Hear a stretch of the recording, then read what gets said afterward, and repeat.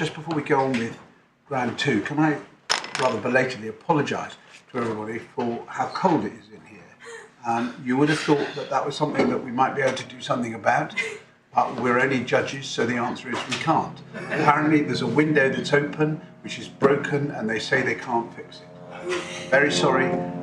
So engrossed was I in the case this morning that it didn't occur to me until I got back to my room, and my room was nice and warm, and I thought, bloody hell, it's cold in here. So I'm very sorry to everybody in court. I can see that the lady in the back row is wearing a coat. That's very wise. Okay, right. So continuing ground two. My Lord, thank you. I won't take up, I hope, too much more of my Lord's and my Lady's time with ground two, but to the point that I wanted to make was that Dr. Morgillan does not provide any basis for the figure of 0.5 in 1,000 as Elaine's counterfactual risk. There's nowhere in the written evidence that he supports such a figure. He puts forward different basis for attribution, but not the case on causation which the defendant was running. And if, just for your, I don't ask my Lady or my Lords to turn to this page, but for your reference, it's at page 252 of the supplementary bundle. At paragraph 21, you can see that he's referring to what Professor Jones says instead of having his own reason or coming up with any other reason for 0.5 in 1,000 as Elaine's counterfactual risk. Before you move off this topic, can I Yes. just ask what is probably a very basic question? Yes. There must be an obvious answer. We start with 1 in 1,000. Yes. That's the background. Yes. And that there's three components to that. Yeah. Idiopathic, occupational, unrealised occupational Yes. risk, and what's the third one? Ambient exposure. So the exposure that you have by being born in this country. And it's common ground in this case. We take out of that the occupational Yes. part. Yes. Why? I know that's because, you'll say it's because this is the case where we're dealing with occupational mesothelioma, allegedly caught in an occupational setting. But why do you exclude the possibility of that 1/3 of everybody else being incurred outside of this employment? Because this is flows into what I will say in ground three, but we're dealing with here a population statistic, whereas at the trial, or at any trial, the case has to be determined on evidence. And so the evidence before the court, and as the judge recorded it, paragraph 21, is that the only known exposure for Elaine was at Fawcett's garage. I see. So there's no other possible Exactly. employment. So if someone had lived on the Outer Hebrides their entire life, you might exclude the environmental aspect.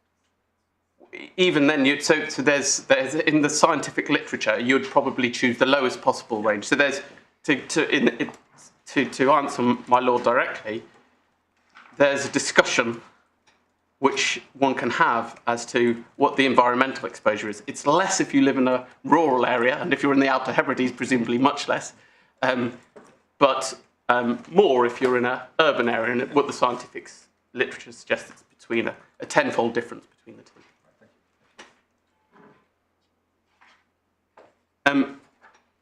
So, my Lord, to pick up from where I left off a moment ago, there's nowhere in the written evidence where Dr. Morgillan supports the figure of 0.5 in 1,000 as Elaine's counterfactual risk. What he said in cross-examination, if I can ask my Lord and my Lady to turn to page 320 of the supplementary bundle. 320? Yes. Yep. This is my cross-examination of him.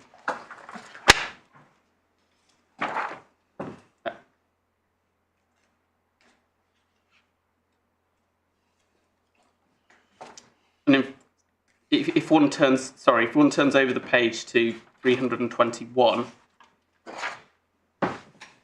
there's by E his answer. So in respect of my questions about this figure of 1 in 1,000, he says, broad brush, as I said in my evidence in chief, That was my broad brush approach to Petter at the time. 1/3, 1/3, 1/3. So that's how he was dealing with these three different cohorts. 1/3, 1/3, 1/3. Now that doesn't bear any resemblance to the Petto paper, as I hope I've demonstrated to my lords and my lady, because what's said is very different to 1/3, 1/3, 1/3. And he goes on at 322 to effectively concede that point, because I take him to the paper, and it's by D.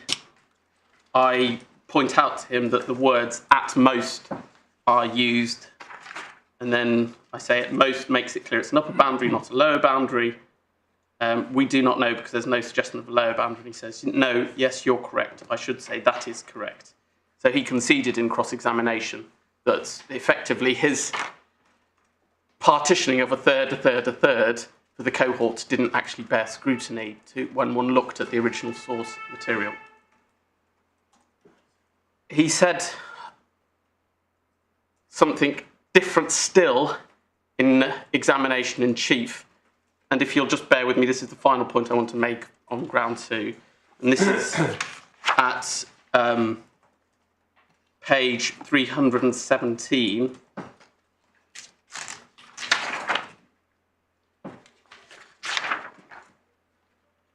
By the letter B.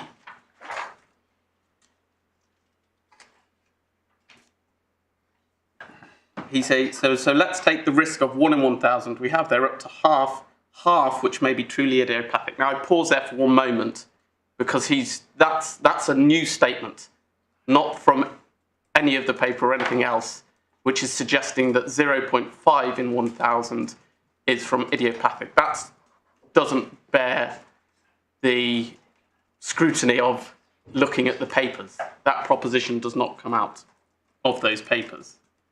And he goes on to say, to effectively say he doesn't agree with Professor Jones because he thinks it could be higher than 0.5 in 1,000. But on this premise that idiopathic could be up to 0.5 in 1,000, which is certainly not what the authors of Petto and Rake say. They say at most 1/3, which is the point he eventually conceded in cross-examination. So you have, my lords, my lady, no evidence, I would say, from Dr. Moore-Gillen to support the 0.5 in 1,000 as Elaine's counterfactual risk. When you tie that in also with the fact that Professor Jones changed his evidence in oral evidence to 0.1 to 0.5, there was no evidential basis for the judge's conclusion that the increase in risk was 0.1, which was derived from method 2 and applying the counterfactual risk for Elaine at 0.5 in 1,000.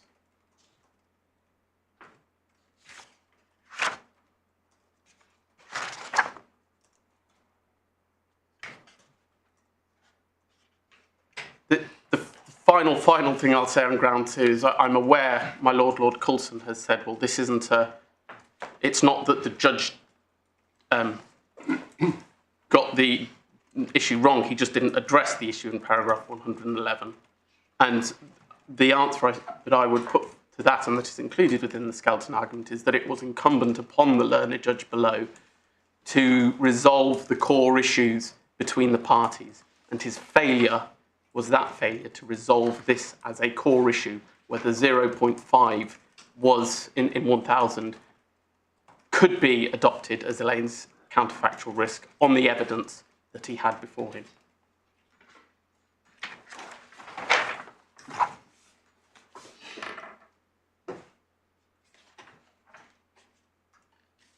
My lords, my lady, if I turn now to ground 3.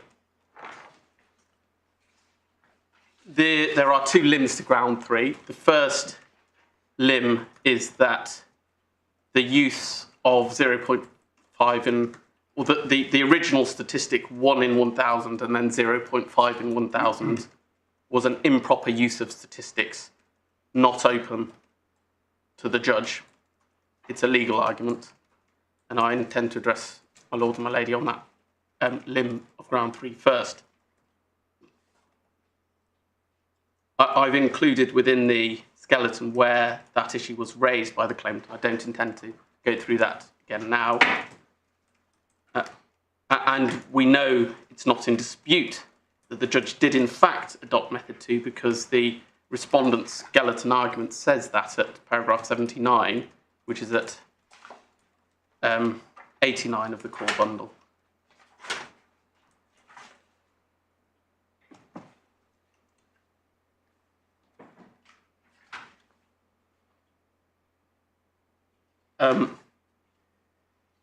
The issue in question, as with ground 1 and ground 2, and indeed ground 5, if you are with us on ground 5, that's effectively the claimant succeeds on the appeal. If you are with us on ground 1, that means that method 2 can't be adopted, so it should be an end to the appeal.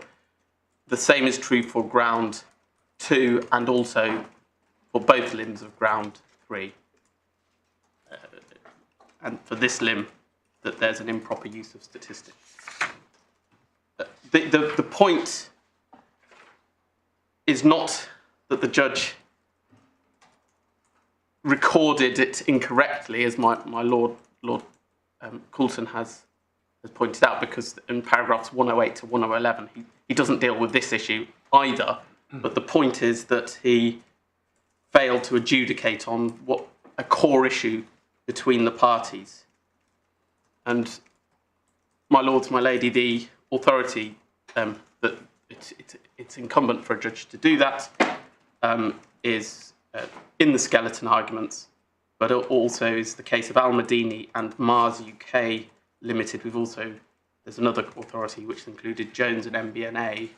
I don't, unless my lady or my lords would like me to, I don't propose to take you to that authority, but rather to turn to why, had the judge considered this issue, he would have been bound to find that there was an improper use of statistics by adopting that 0.5 in 1,000, which ought not to be done.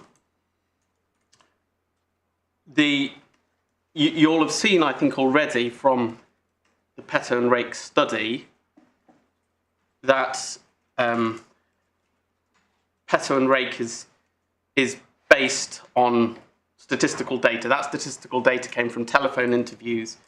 There were 622 mesothelioma patients, 1,420 population controls.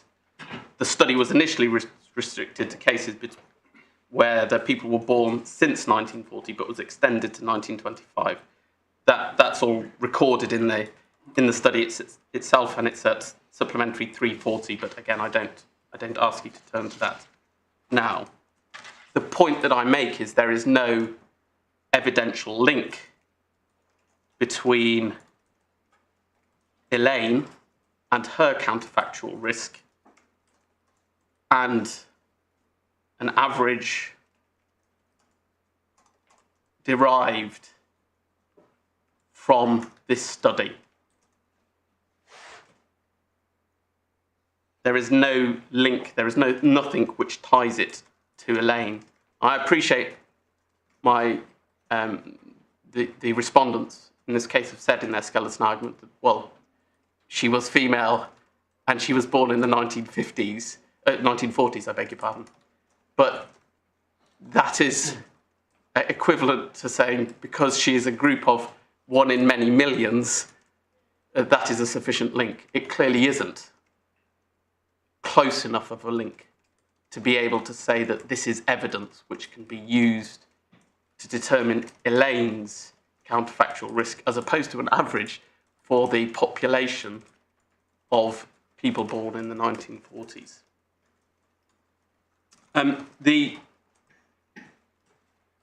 I've included a reference from Pipson, and it's the 20th edition, so in the authorities bundle there is the 19th edition. And you should have before you, I hope, the 20th edition as separately. Yeah. There is a discussion at 3.43427 of Pipson about probability and proof and causation, and then at 3428 there's a discussion of the Bradford Hill criteria, which is a discussion about reliability of statistics. And then there's the following sentence: where there is epidemiological evidence of association, the court should not proceed to find a causal relationship without further non-statistical evidence. That's the sentence before 3429.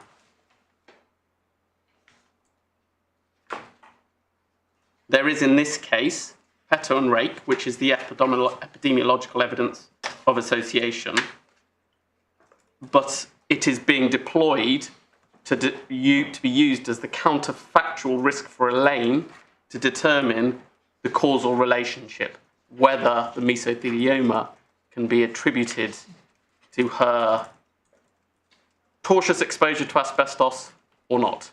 Sorry, just run that one again. Just the same words is fine. The trouble is now I've said that I've forgotten it. When I say that where there is epidemiological evidence of association, that's the Petter and Rake study, and then what is said in Pipson is the court should not proceed to find a causal relationship, and what the 0.5 in 1,000 is being put forward for is to determine Elaine's counterfactual risk, to be able to determine whether it was the tortious risk or not, which can be attributed to the mesothelioma. I think I've got that slightly back to front, but I hope that is a sufficient repetition of what I said for my lady. Is this going too far? Because we're not in the world of causation, in traditional causation. We're in the world of a special rule of causation because it's impossible to know. Yes. So it is what is said in Pipson to be added to that. What it does is apply in a case where what we're concerned with is a special rule of causation, which isn't based on actual causation. I think that's an interesting and good observation, but the direct answer to it is we know it is because this rule was considered in Sienkiewicz and endorsed in Sienkiewicz when the argument was put forward that you can use a double the risks as a statistical basis to prove that mesothelioma was attributable to asbestos. And the court said, no, you can't do that. And I'll take you to the quotes in a moment, because that is an improper use of statistics. So we do know that it applies to a situation of mesothelioma with a special. What should have happened instead? What should have happened instead is what we were suggesting as method one. So you have both Professor Jones and Professor Norrie provided an assessment of the environmental exposure. And that allows for, on the premise that exposure is a proxy for risk, that allows for a comparison between the counterfactual risk and the tortious risk, and a determination of whether the tortious risk is material. But we're now talking apples and pears, I think, because the answer is method one. Within method two... Oh, I see. You've got a criticism of method two, I know, yes. Apart from this. Yes. Within method two... I'm sorry. No, it's all right. Your complaint is that this is an analysis of the average in the population. Yes. And so to solve that problem, there should have been more direct investigation of the background risk Indeed. to Elaine in the course of her life, given her background. Yes. Which, in a sense, was done. It was. Which is why, I answered my question earlier, you excluded the occupational hazard part of it because there wasn't it. That was irrelevant to her background. Yes. So it was personalised to her to an extent. No, it wasn't, because... sorry, that was too direct an answer, but I say it wasn't directly personalised to her because, remember, what you have is a telephone interview for 620 individuals who are not Elaine, as to their exposure to asbestos, and it's on that basis that the study comes up with its figures. That's nothing to do with Elaine, and it is an average for the population. That's the way it's expressed, an average for the entire UK population. Elaine wasn't an average of the UK population. She was an individual who had her own history, and that was her own history which required investigation to be able to know what her risk or her counterfactual risk was of mesothelioma. Does that, my lord, answer the point? The general proposition, yes, that you rely on, and one sees it in Phipson. Is that the learned editors of Phipson's view? Because it's not usually those sort of fairly generalised statements usually have a footnote and some authority, but that doesn't. No. Well, what I can say is that quote is directly. So that quote has been in not just the 19th edition of Phipson, but going back for some time in the 17th edition, which was the edition before the Supreme Court in Sinkevitz, and they directly. Right. Well, that's really what I was after. Yes. So you say that you'll show us, but you say that proposition actually was approved in Sinkevitz? Perhaps I can take you to the relevant part. So if, my lord, you look at the authorities bundle and Sinkevitz, it's at page 519. Tab 21. 21, I'm grateful. Yeah. We looked at the passage of Lord Phillips. This is Lord Roger. Mm-hmm. Page. At page 519 in the bundle. Yeah. And then at 163 G, he halfway down there's a sentence beginning, I have simply emphasised the point.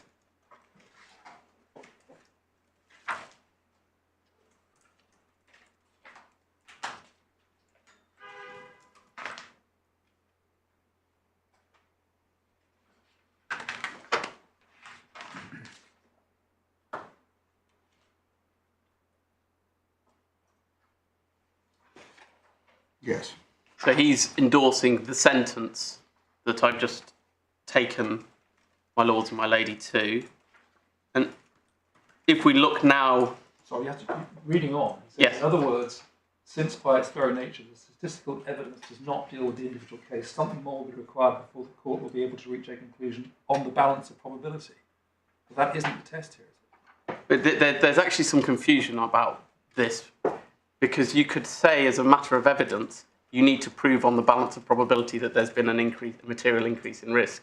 So I don't know if he's meaning it in that way. What I can say to you is without doubt that Sinkevitz is a mesothelioma case, and it was this passage is relating to the question of whether the test risk is appropriate. And it's in that context that he says you can't use statistics in this way in a mesothelioma case.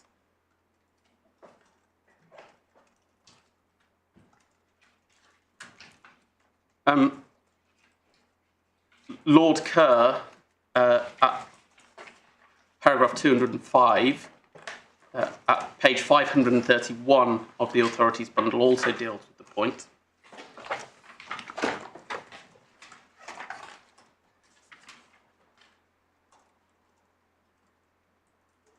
And he doesn't directly refer to Phipson and the sentence, but he's saying exactly the same thing. And so about halfway down the paragraph...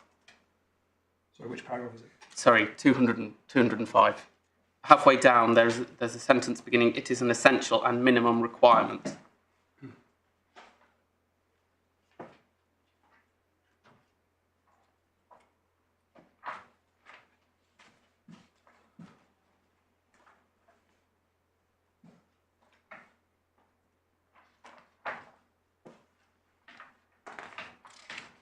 Yep. That is exactly the same situation as is present in this case. the statistic is different. It's not in think of it, they were relying on doubles the risk as proving a case.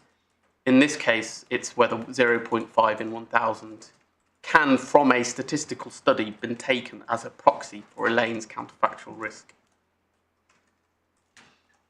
Just as a matter of interest, the doubling in Sienkiewicz, was that based on research, paper?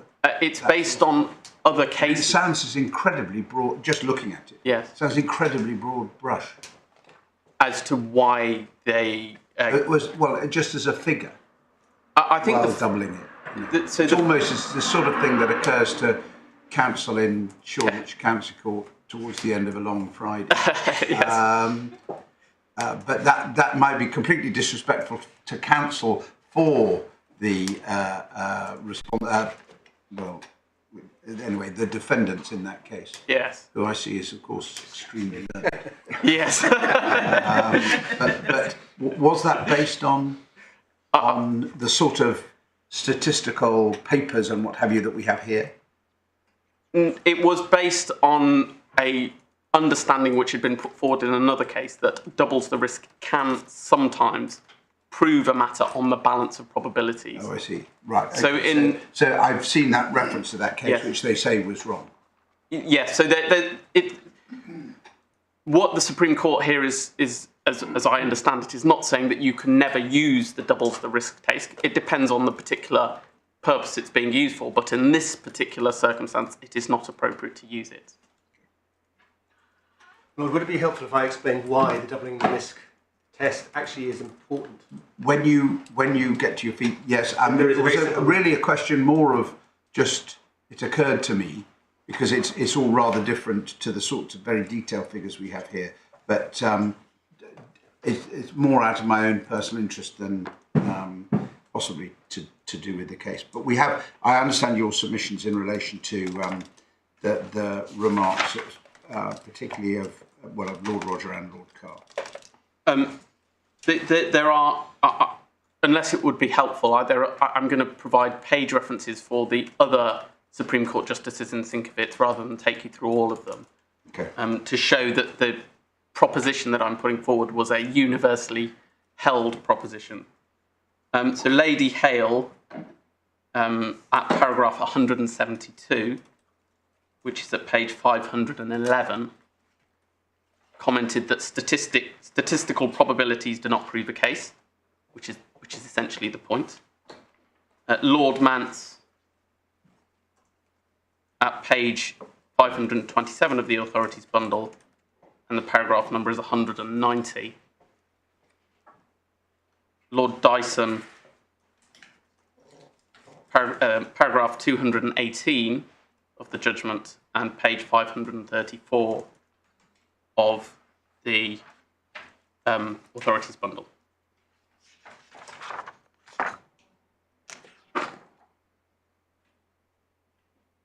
My lords, my lady, there's not a great deal more I want to say about the first limb on ground 3. No. It's if you're with me on that point, then method 2 can't be adopted.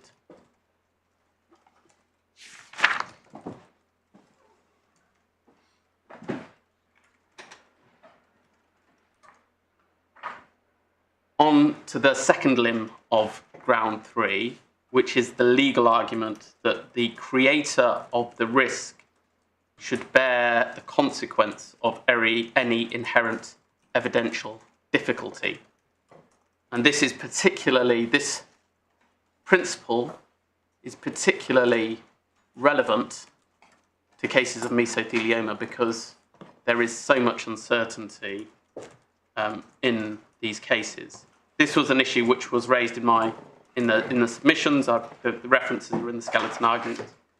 And as with the ground 2 and ground 3-1, if I can call it that, the learned judge below didn't adjudicate on that issue. He didn't discuss it at all at paragraphs 108 to 111, which is the section of the judgment which deals with the causation issues, if I can put it in that way.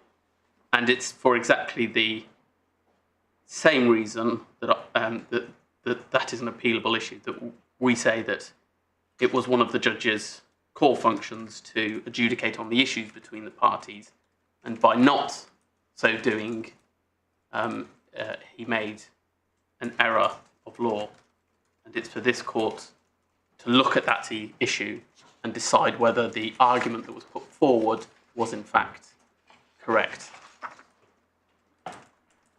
Turning to the argument itself, if I may. The judge noted at paragraph 89 that the uncertainties in the case are legion, and the point that I wish to make is it is unfair for the defendant to take advantage of one of the uncertainties in the case whilst ignoring the other uncertainties. And the fact, or the uncertain fact, if I can put it in that way, that they wish to take advantage of is that the exposure at the garage was to chrysotile asbestos. Was?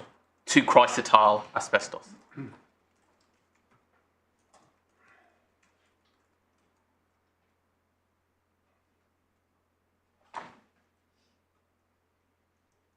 The other... Do you mean was to chrysotile asbestos only? No.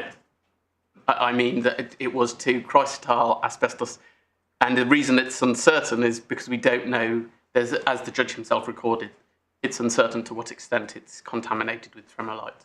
Yes, that's what I mean. Yes. That it was unfair for the defendants to take advantage of one of the uncertainties. Yes. That the exposure was to chrysotile asbestos. Yes. Because you say, as I understand it, you say that one of the uncertainties was that it might have been more than chrysotile.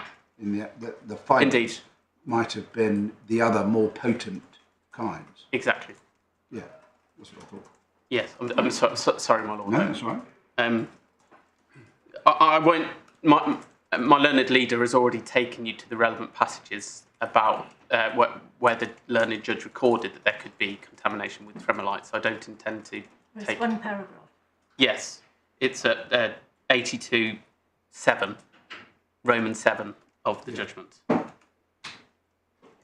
And indeed, it's not necessary, I don't think, to delve into the transcripts, but there is also, and I'll give you the page reference, at page in the supplementary bundle 219, there's the concession by Professor Jones, which is that chrysotile can be contaminated with this more potent form of asbestos, and we don't know to what extent Elaine's exposure was from a contaminated form of asbestos.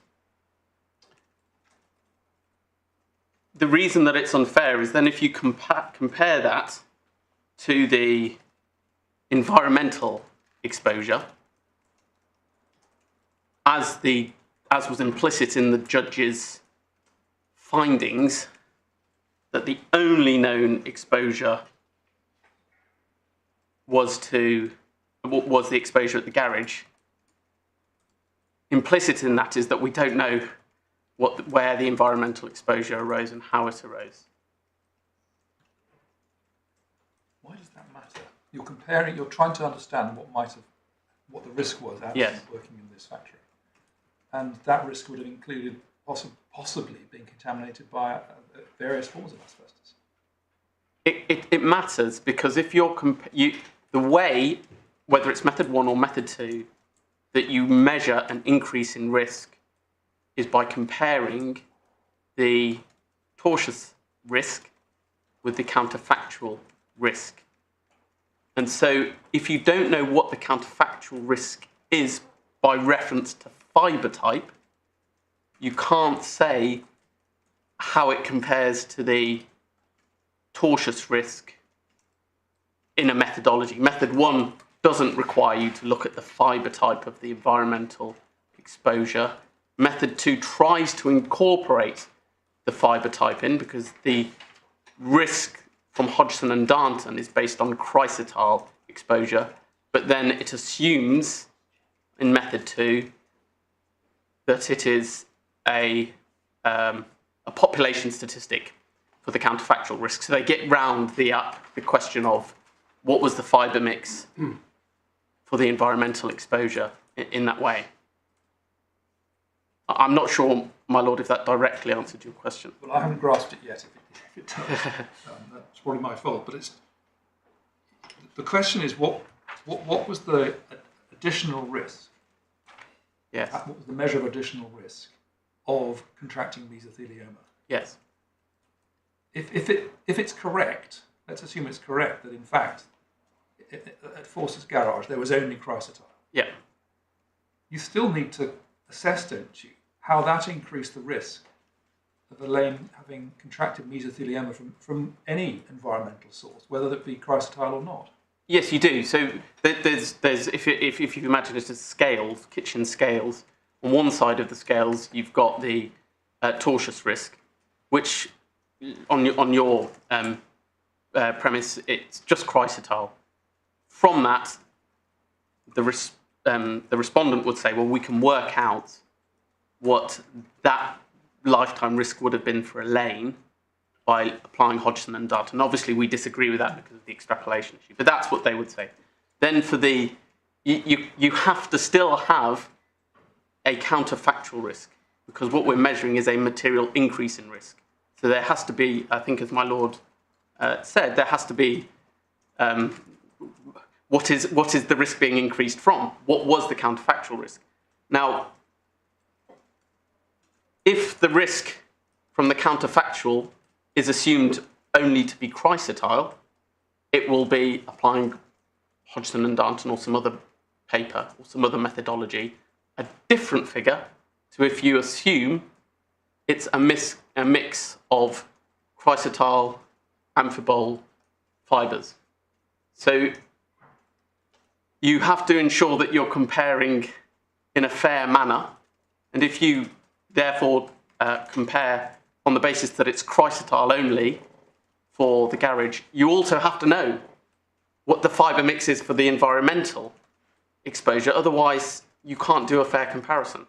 How do you draw the comparison at all? If you're trying to take into account the potency of different fibres, how do you take that into account if you don't know and cannot know what the fibre mix is in the environmental exposure? But you'd never know that.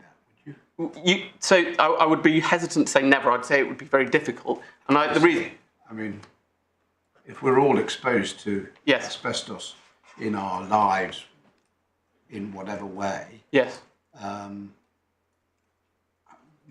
of us would know whether it's particular fibres. Well, so the way that you could gain some insight is to do in every asbestos case. A solicitor will take a statement from the client which will set out their history. Yeah. What happened, and that's what happened in this case. It was thought about whether Elaine's father might have brought home contaminated overalls. If that was identified as a source, you could have looked at whether it was from, arguably, let's say for the sake of argument, if it was from lagging, then you could say, well, lagging tends to be, from this particular period of time, tends to be amphibole. And so you can obtain a picture. So I understand that's why you would say never. Yeah. But it's still going it a bit, isn't it? I mean, in most cases, people won't know, and it will be impossible to say.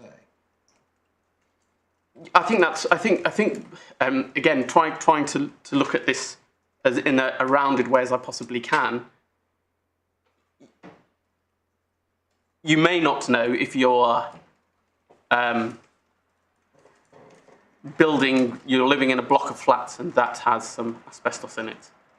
And that may be exactly as my lord says, you're just in an impossible situation to know that. But the court has to determine the issues on the evidence that's put forward. Well, and so the evidence is we have one known source of exposure, no other source of exposure. So the only thing that's left is what is the background rate. And actually, I can take my lords to this in a moment, is a discussion about whether Newbury in Berkshire is rural or urban. Because if And that we had that discussion during trial. Professor Jones had used urban figures because they are tenfold higher. You inhale tenfold, that's what the data suggests. You inhale tenfold more asbestos fibres living in an urban area than in a rural area. And then the question is, well, which figure do you apply to determine her background risk? Professor Norrie applied a midpoint between urban and rural, assuming that Newbury was a suburb somewhere in between the two. And Professor Jones applied the urban figure, assuming that Newbury was an urban figure. But in cross-examination, he conceded, in fact, that it looks more like a suburb. He said he'd looked at it from satellite images from Google Earth, and it looked a bit more like a suburb. So that is how you would determine the figure, and we do have those figures, of course, because Professor Norrie has provided us with a figure of 0.0026 fibre mil years as Elaine's environmental exposure based on that assumption that she would have inhaled fibres in the midpoint between urban and rural, and also Professor Jones' figure on the basis that she would have lived in an urban environment, but also assuming incorrectly, because it wasn't tied to the evidence, that the schools, homes and workplaces that she lived in would have contained asbestos. And that's what explains the difference between the 0.046 fibre mil years for Professor Jones and the 0.0026 fibre mil years for Professor Norrie. You don't complain about that, do you? So what I say in the judge didn't make any finding on this because he adopted method 2, which adopted the 0.5 in 1,000 figures. So there was nothing to complain about. It's the point that my Lord Coulson made. But what I do say is, and I've said this in this, we have said this in the skeleton, is that if this court is persuaded that method 1 is the appropriate methodology to adopt, then the first point to say is it's dispositive, because whatever factual matrix one applies, there's a material increase in risk. But if you are persuaded by the respondent that a 2 or 3% increase in risk is not material, then you do need to decide this issue. And the only way you can decide this issue is in the claimant's favour, because there is no evidence that Elaine was exposed in school, at home, in other workplaces, and Professor Jones conceded that Newbury is not an urban environment.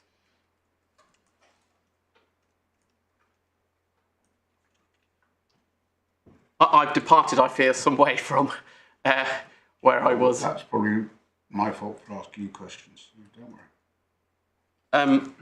The other uncertainties that there are in this case are uncertainty as to the toxicity of chrysotile itself. Again, my learned leader has I think already taken you to the relevant passages on that, so I won't do so again. I can provide page references if necessary. And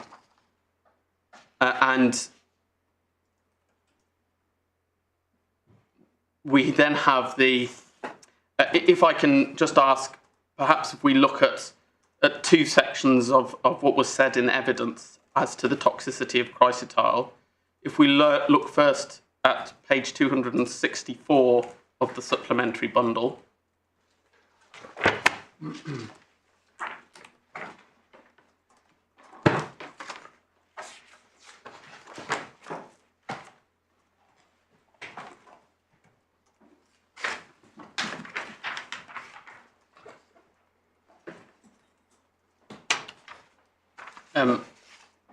By the letter F.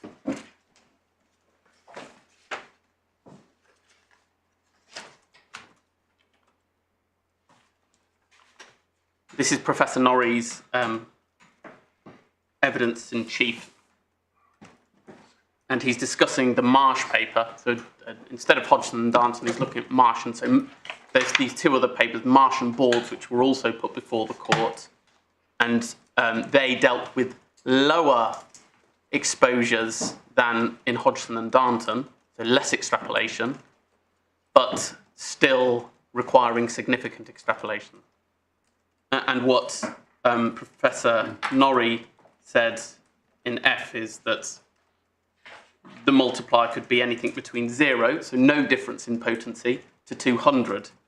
And he says from a statistical point of view, if you say that, you're basically saying you don't know, which must be right. And then it's just a question of, well, in whose favour do you draw that uncertainty? Do you draw it in the claimant's favour or the defendant's favour? That uncertainty is also manifest from the Hodgson and Darnton paper itself. And I don't take you to the paper, but what Professor Jones said in his evidence. So if I can ask you to turn to page 303, please.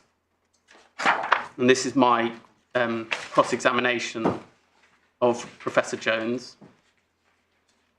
303. Yes.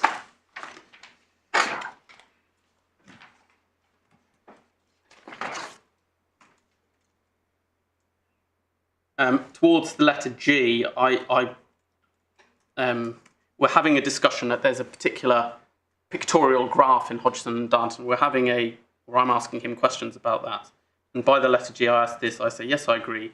The top one is hard to interpret whether it's a Y, in this particular graph, Y was for chrysotile, or YO. YO, I think, refers to chrysotile and amosite. But one can see, at least from the clear Ys, that there are 3 orders of magnitude. And he says yes. So on the face of it, I say, some forms of chrysotile are riskier than others. And he says it's a possible interpretation.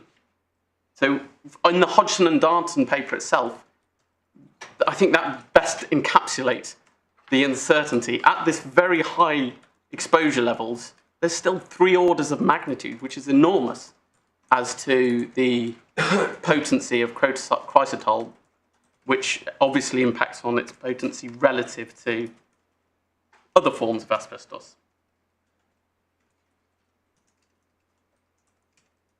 Over the page, Professor Jones by D discusses the relative potency of chrysotile to other forms of asbestos. And he talks about peritoneal mesothelioma. Now, this is important because peritoneal mesothelioma is included in the Hodgson and Darnton paper, and as a recent court case, Kerr shows peritoneal mesothelioma is less strongly associated with asbestos than pleural mesothelioma. And I think what he's saying is, well, when you take out the peritoneal, the ratio changes. He says the ratio is, it's just at the letter F. He says the ratio is something like 1 to 20 to 100. So it was different without further examination of how the model works, but I suspect that is largely because of the occupational level of, there's a significant contribution from peritoneal mesothelioma, which will not be seen at the environmental exposure levels. So that's the proposition that there was a standard figure of 1 to 100 to 500 is blown out of the water by Professor Jones's own evidence, and only serves to emphasise the point that there is genuine, as he later goes on to say, there is a genuine debate as to the potency of chrysotile. We do not know how potent it is relative to other forms of asbestos. And that point, if I may take you to one further reference to that. If we look at the extract from the board's paper, which is included within the supplementary bundle, which is at 335. Again, to give you the context, boards was the paper that came before Marsh, was actually published exactly the same year as Hodgson and Darnton, dealt with lower levels of exposure than Hodgson and Darnton, but still required extrapolation to the level that Elaine of asbestos Elaine was exposed to. And in the second full paragraph on the left-hand side, the following is said. a higher risk of mesothelioma from exposure to amphiboles than to chrysotile has been suggested from studies of occupational cohorts, and then it refers to 33. Now that is referring to Hodgson and Darden and that type of paper, the occupational cohorts. Our meta-analysis indicates that this pattern may also hold for environmentally exposed populations, although the difference is not statistically significant and it should be interpreted with caution. So at a lower level than the Hodgson and Darnton paper, we have another paper which says it may hold true, but the difference isn't statistically significant. So it may not be true as well, which again emphasises the point that there is a genuine debate as to the potency as to chrysotile.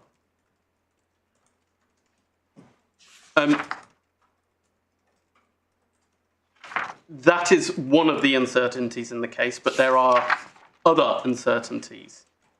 There is, if one turns back to 301 of the supplementary bundle, we don't know and will never know, and this is, I think, probably the type of situation where you could never know, the length or width of the particular fibres which Elaine inhaled as a result of her tortious exposure or her environmental exposure.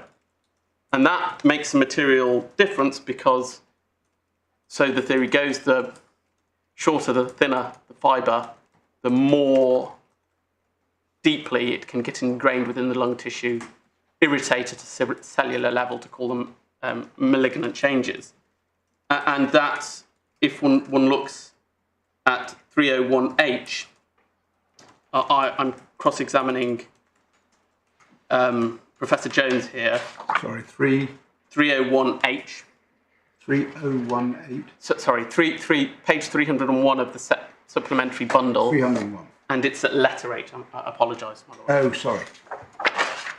Yeah, 301, letter H. The second thing? Yes.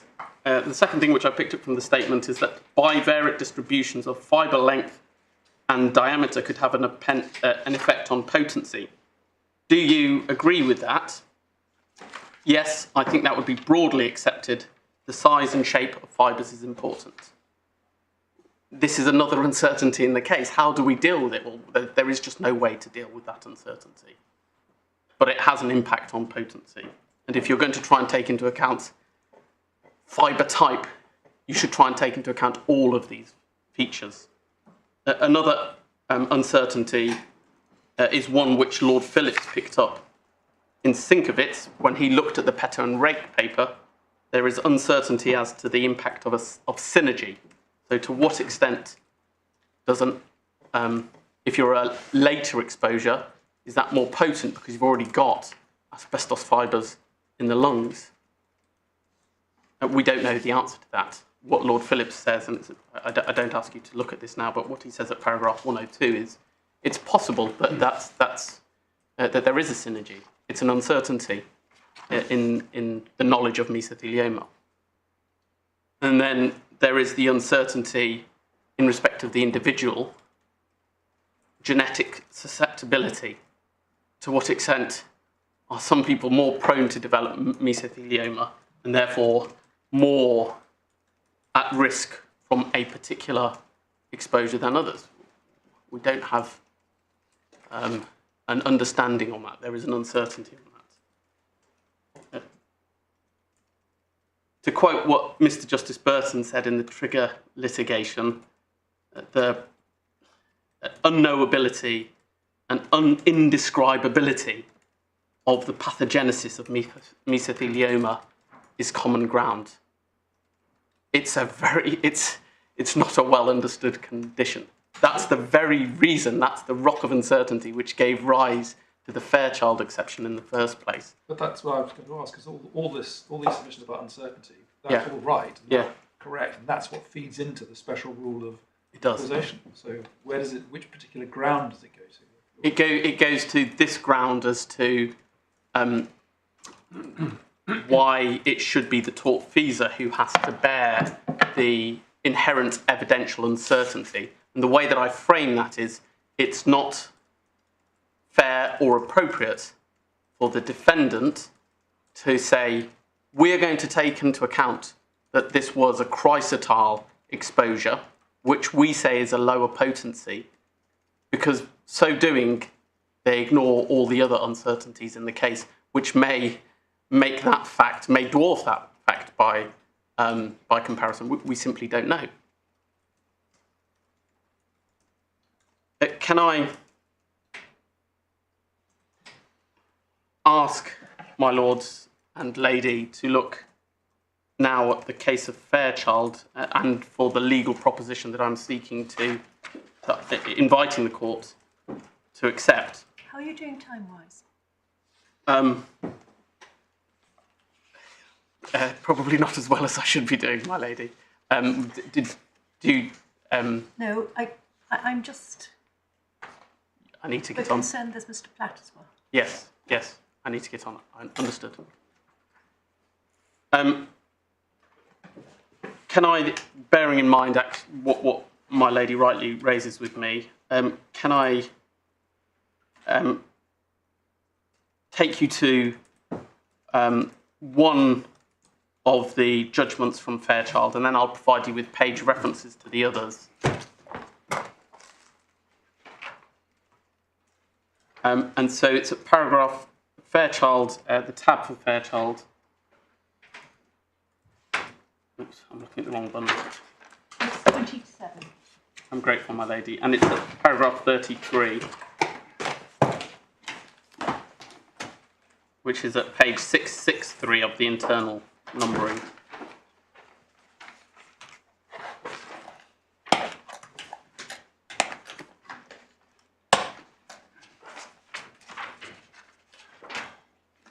Can I... Sorry, give me the paragraph reference again. There's no paragraph on this particular page, but the page, internal numbering, it's page 67. And the part that I ask you to read is by the letter E, beginning with the sentence beginning, it can properly be said. And I would ask my lords and lady to read to the end of that page and the quote from Lord Wilberforce in McGee.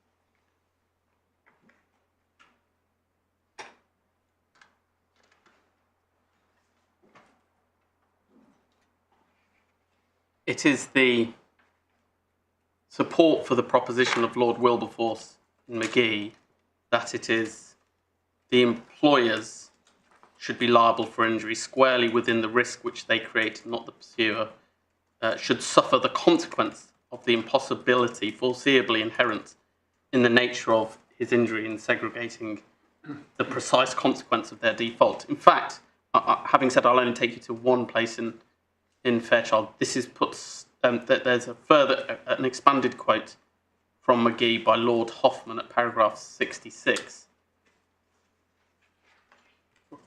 Let me just check that I'm providing you with the right. Sorry. Yes. That's right.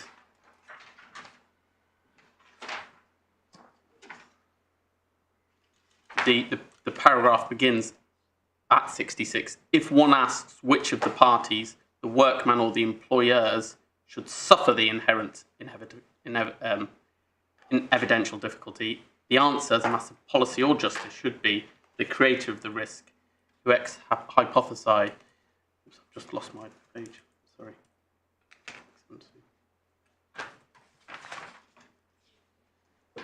My lords and lady will have read the quote. That's is the same principle endorsed by Lord Bingham in Fairchild, endorsed by Lord Hoffman explicitly in Fairchild, and also by Lord Hutton at paragraph 114.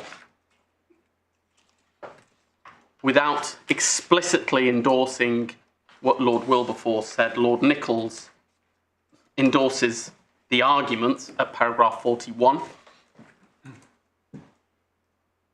which is at page 666, the bundle. And Lord Roger at paragraph 155.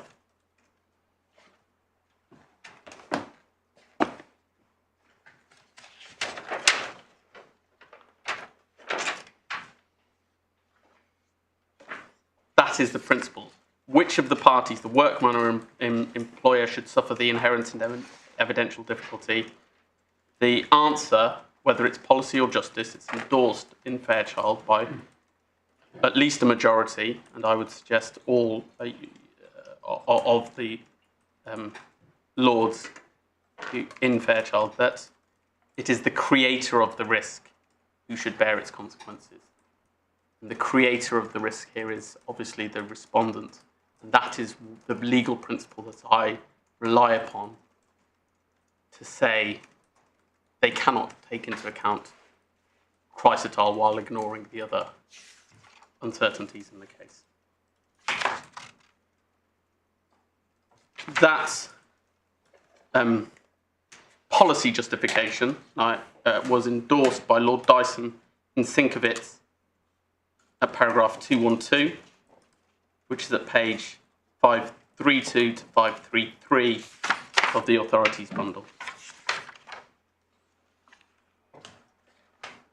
And conscious of the time, rather than take you to any more page references, I just make this final point on this ground 3.2, that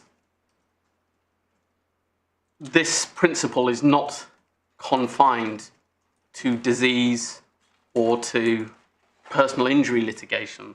There are many other authorities where it's exactly the same principle being put forward, and I've provided reference to those in the skeleton argument. Drake and Harbour is a case about rewiring gone wrong, causing a fire, and Lord Justice Longmore in that case had exactly the same reasoning, and the relevant references there are paragraphs 26 to 28, which is 551 and 552 of the authorities bundle. And what's the tab for that? Apologies. It's 23. Thank you. Pethian, Hubble and Coles is another case from the Court of Appeal, this time a collision between a bicycle and a car. And again, it's Lord Justice Longmore makes exactly the same point at paragraph 90, which is page 460, tab 20 of the authorities bundle.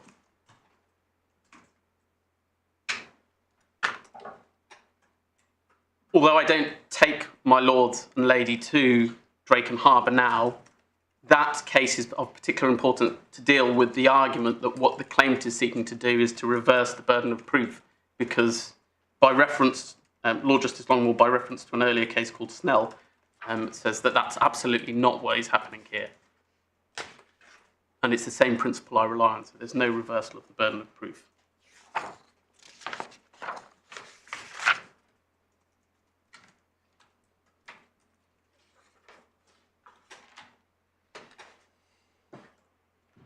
This is not either the claimant appellant seeking to try to relax the test in law any further. This is the application of common law principles applied in many different settings. It is the simple application of the law to the facts of this case. The clear complaint in Sienkiewicz from a majority of the Supreme Court justices, or indeed perhaps all of them, was that the judge below in Mrs. Wilmore's case had been generous in the factual findings. I'm not asking for any generosity in the factual findings. All I'm asking for is... That's good, because we don't make factual findings. Yes, yes. Apologies, my lord. Can I just... Anything else on the the second part of ground 3? No, say for... Well, no, I won't give you those page references now because I can deal with that in... And you've probably got them in your skeleton argument as well, haven't you? Probably, yes. Let me move on to ground 4.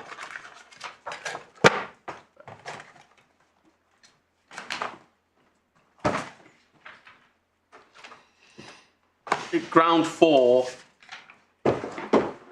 relates to the fact that there was no adjudication between the different methodologies. So method 1, method 2, or the additional methodology which the respondent seeks to introduce, method 3. Now bear in mind that Professor Jones was explicit that he was not putting one model in preference to another model. This is at page 299 of the supplementary bundle.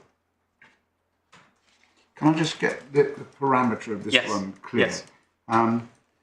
It's common ground, and you said in answer to a question from me this morning that the judge effectively adopted methodology 2. Yes. And he says what he says about methodology 1 and it not being binding because Mr. Snowden showed us that this morning. So why can't one say, well, the judge adopted methodology 2? He may have been wrong for the reasons that you've been advocating, but the answer to the question he didn't decide, well, he did. He just didn't have a sentence that said, I therefore use methodology 2.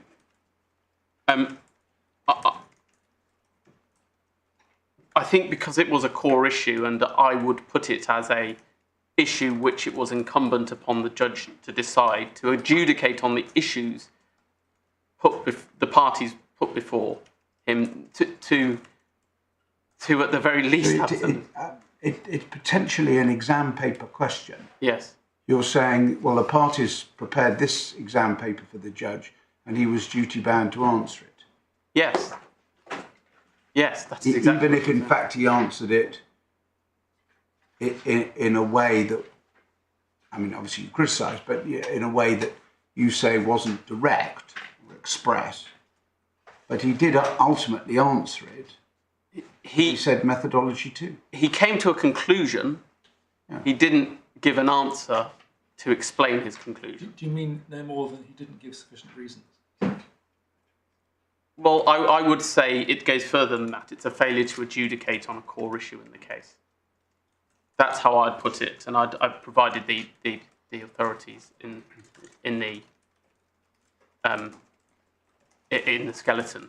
But he identified the evidence upon which he relied. Yes. In coming to a preference for method 2. Yes. He didn't say, I prefer method 2 to method 1, but having identified the evidence on which he relied, and speaking for myself, it being clear that led to the result that he preferred method 2, what more do you say he should have done? Engaged with the issues. But my lady and my lords, I take the point. Even if you're not with me on the fact that he should have done more, or there should have been more expressed in the judgment, it's still necessary to consider, even if briefly, which of the methodologies is the appropriate methodology. Because if we succeed on any of our other grounds, then this court will have to determine whether method 1 is an appropriate methodology to adopt.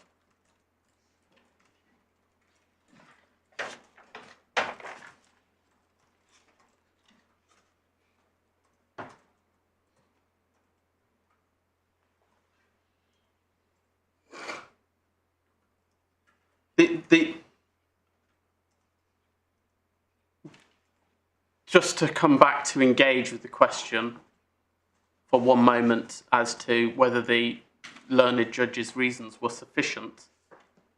The explicit reason that he gave was that I ought to to read directly from the judgment, which is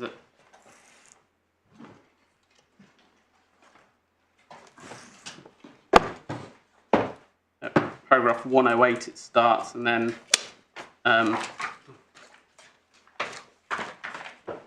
paragraph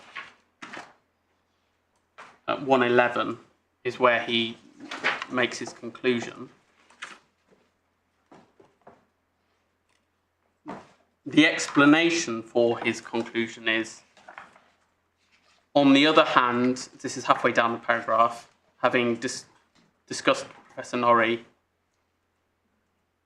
and the Petter and Rake cohorts, he then says, on the other hand, Professor Jones, in his evidence, demonstrated fairly compellingly why Elaine's exposure was such that she would have been more likely within one of the other remaining groups.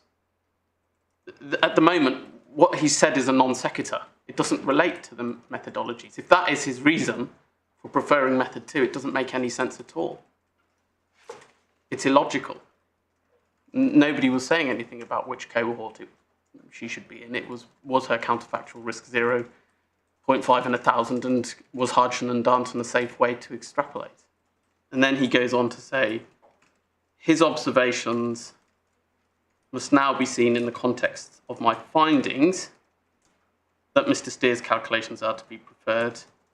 This leads to 0.1 increase in risk of developing mesothelioma. There's no reasoning there at all.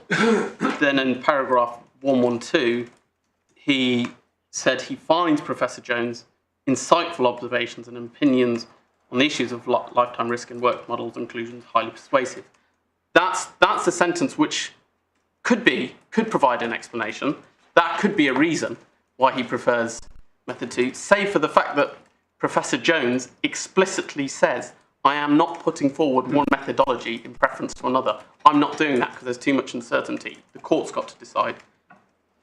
And that's the page reference I was about to take you to, 299 in the supplementary bundle. And then he goes on to say, added to this was the evidence of Dr. Morgillan, and Dr. Morgillan is a well-known, well-respected expert in mesothelioma. That's it. I'm providing a précis, but in essence, I think that's what the learned judge is saying. Dr. Morgillan accepted all he is qualified to do in cross-examination is look at the outputs of epidemiological studies. He could not, on his own evidence, provide a reasoned analysis of why you would prefer one methodology over another.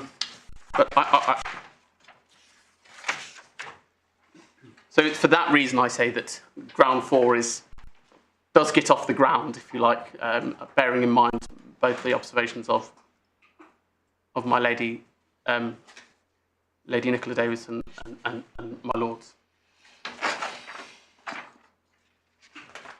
I don't know if you're going to take us to it, or you just want to give us a page reference. Yes. There's the page reference where Professor Jones says, I'm not putting forward one method over another. Or if you're going to take us to it, so be it.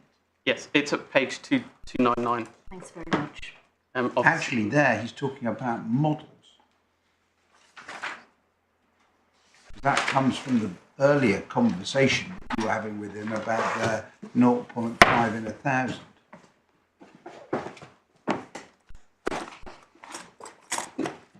I mean, it doesn't, labelling capital M method 1 and capital M method 2 isn't, I don't think there was cross-examination using that labelling. You're talking there about he's not putting one model forward over another. And he said he knows that there are issues with the Hodgson and Darnton. I think, just to provide you with the context then, the reason that question was asked and the answer is in the context of what he said in examination in chief, which is at 284 of the supplementary bundle.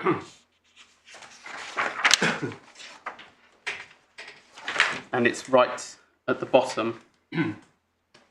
This is examination quick chief by F. He says, so is that you seem to explain it's cross-check or freestanding second analysis, and Professor Jones says, yes, I think in the absence of everything else, it's trying to put all the comparisons that one can before the court. And then it is for the court to make sense of that, including how you treat the very large incentive in Hodgson and Darnton, which is something you do not necessarily always have cause to look at. So it's in that context of him saying, I'm just trying to put it all before the court. Yeah. I ask the question, you're not putting one model in preference to another. Yes. But is what he's doing, and this is showing a deference to the judge, yes, that he's identifying both methods. He's identifying what he sees. Give the phraseology, the pluses and minuses yes. of both. Yes. Saying, all right, judge, this is it. This is my view of X. This is my view of Y. It's for you to make up your mind. In other words, evaluate my evidence and the evidence of other experts and make a judicial decision. Yes, I think that is exactly what he did, which is why, if the learned judge below's reason was that he preferred Professor Jones's evidence, that isn't a reason at all, because Professor Jones is not saying, my evidence is that you should adopt method 2.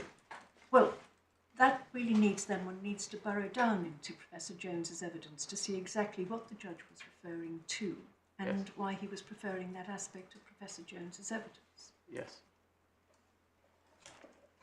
Yes, well, unfortunately, that's not apparent from what the learned judge said at paragraph 111 of his judgment. I'm very conscious that I'm running later than I should do, and I don't want to take up more of the court's time on this issue than is necessary. You wouldn't be the first, and you're not going to be the last. So, may I, if I briefly put forward why the appellant says that method 1 is the methodology that should be adopted. I need to say little in respect of method 2 and method 3 because I've given all the reasons in the earlier grounds. My learned leader and I have given the reasons in the earlier grounds why method 2 ought not to be adopted, because that was your whole case. That's our whole case, exactly. And I've already explained in the supplementary Does it not follow, if you're right about that, then method 1, other than the point about method 3, method 1, certainly for the judge, was the only one in town? Exactly. Yeah, that's it. That's exactly it. Method 3 I don't really want to talk about because I've provided a supplementary skeleton argument which I think deals with the points in sufficient detail. The only, if you will indulge me this, the only part that I would like to take you to on method 1 is in Hodgson and Darnton itself, the effective adoption of method 1 as being the common approach, and that's at page 329 of the supplementary bundle.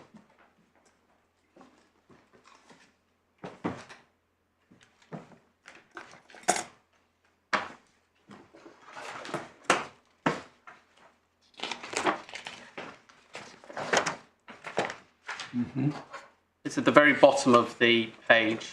There's extrapolation to low exposures. There's the reference, all of these cohort observations reflect the effect of exposure to high levels of exposure. The main interest in quantitative risk assessment in current conditions is to apply the evidence to the estimations of risk associated with exposure levels 100 to 1,000 times lower. The standard assumption is that, other things being equal, the risk will be proportional to dose.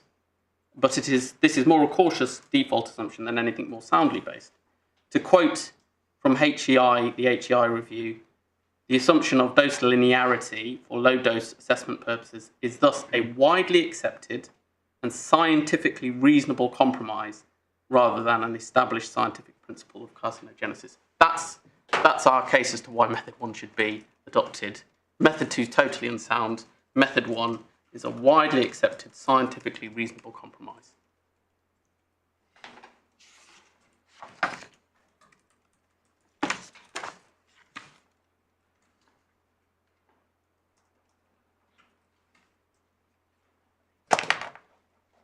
Yeah. My lords, I fear I've trespassed on your, and lady, I fear I've trespassed on your time too much already, so I'll leave it there. No, thank you very much. Thank you very much. Yes, Mr. Pratt. My Lord, my Lady,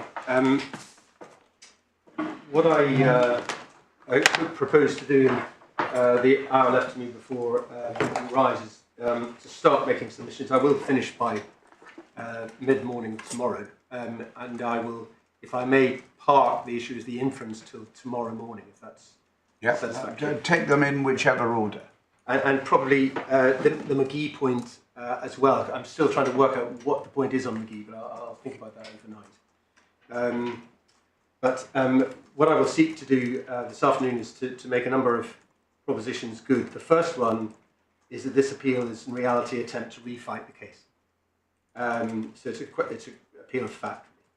And for the appellants to argue, first of all, that his expert evidence from Professor Norrie should have been preferred, and it wasn't. And secondly, that this court should reverse the finding of fact of de minimis made by the trial judge.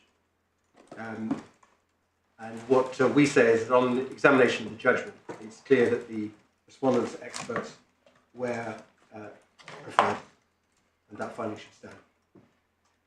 Secondly, we say this is really very much, as was hinted at by my learned friend, it's really an appeal as to reasons, or adequacy of reasons. That certainly seemed to be the way in which the appeal was being developed, but it's not formally framed in that way.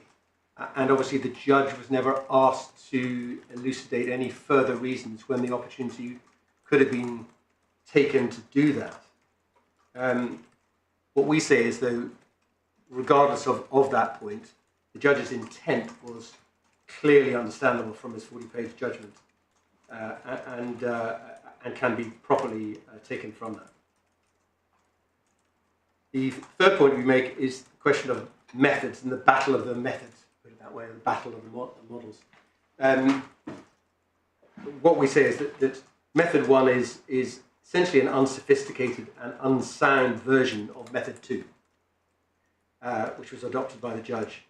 But while method 2 was an entirely acceptable basis for determining de minimis, we say that method 3 is at least as good and perhaps better, and has been adopted by 2 High Court decisions, one in Bannister and one which was not before the court because it hadn't been decided yet, the Scottish case of Kerr, which came out very recently. The fourth proposition I've added in because of the way in which the submissions were developed, which appeared to be a general attack on the use of epidemiology when seeking to determine material increase in risk. Now, first of all, to determine risk requires epidemiology by submission. Just unless you're going to kind of shoot from the hip from a kind of informed perspective. But epidemiology entirely underlies all the knowledge of asbestos and asbestos litigation. So the fact that there's a link between asbestos and mesothelioma is an epidemiological conclusion. The fact that any exposure less than 10 years before someone developed mesothelioma, that's irrelevant, that's an epidemiological finding based on epidemiology. The fact that people used to get mesothelioma from clothes and dust brought home by their husbands from work, that's an epidemiological conclusion done on the basis of studies. The basis upon which we ascribe lung cancer to asbestos is entirely epidemiological and has to be set against the risks for smoking, set against the risks for lung cancer from asbestos. So I resist strongly this suggestion that epidemiology in some way is a dirty word when it comes to demonstrating material increases in risk, or indeed in asbestos litigation generally. And then finally, Lord, my Lady, on the question of inference, what we say is that it was, it has been defined this morning. It was defined this morning as to what the inference was. I was unable to determine from the grounds of appeal what inference was asked to be drawn, but now I understand it's that Mr. Chambers should be believed or preferred rather than Mr. Steele. So that appears to be the way in which it's put. But what we say is that this suggestion of an inference was an afterthought in closing, which I'll come to tomorrow. Closing submissions, it didn't feature in the trial at all. In fact, if one looks at the legislation, there's even no requirement to keep these records for as long as it would be necessary for them to be produced at this trial, because after 5 years, the obligation is only to keep them for 5 years. For reasons that I will explain when we look at the legislation. So, in other words, if I start with method 1, of which there's been a number of submissions this morning and this afternoon, and to do that, I'd like to look at Paul Bundle, the skeleton argument of my friends, page 48, which is the table. It's the same table that's in the skeleton argument for trial. And I think the basis of the methodology has been explained. This is a simpler table than the one we looked at in the closing submissions of Mr. Swoboda at trial. So I'm assuming, Lords, that the way it's worked out is clear on method 1. So you take the fibre dose, depending on which experts believe. So if we are looking at the table, we go to the left-hand side, assuming Mr. Steele's evidence is believed, and then we look at the Jones evidence on environmental background risk on the left-hand side and go down to get 3%, which I would submit, say for the inference point, is really the percentage increase in risk that the claimant now has to rely on if method 1 is to be credited.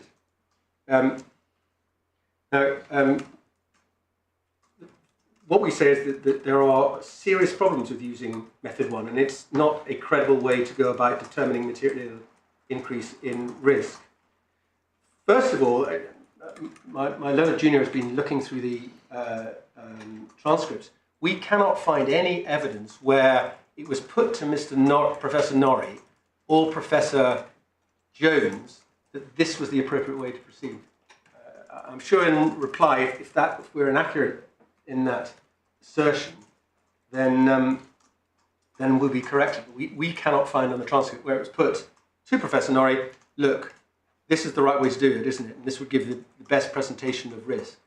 And clearly, Professor Norrie has engaged in throwing rocks at the existing epidemiology that has been deployed, but in no way did he put forward, in our understanding of all the evidence, a positive case as to how he suggested material risk should have been determined.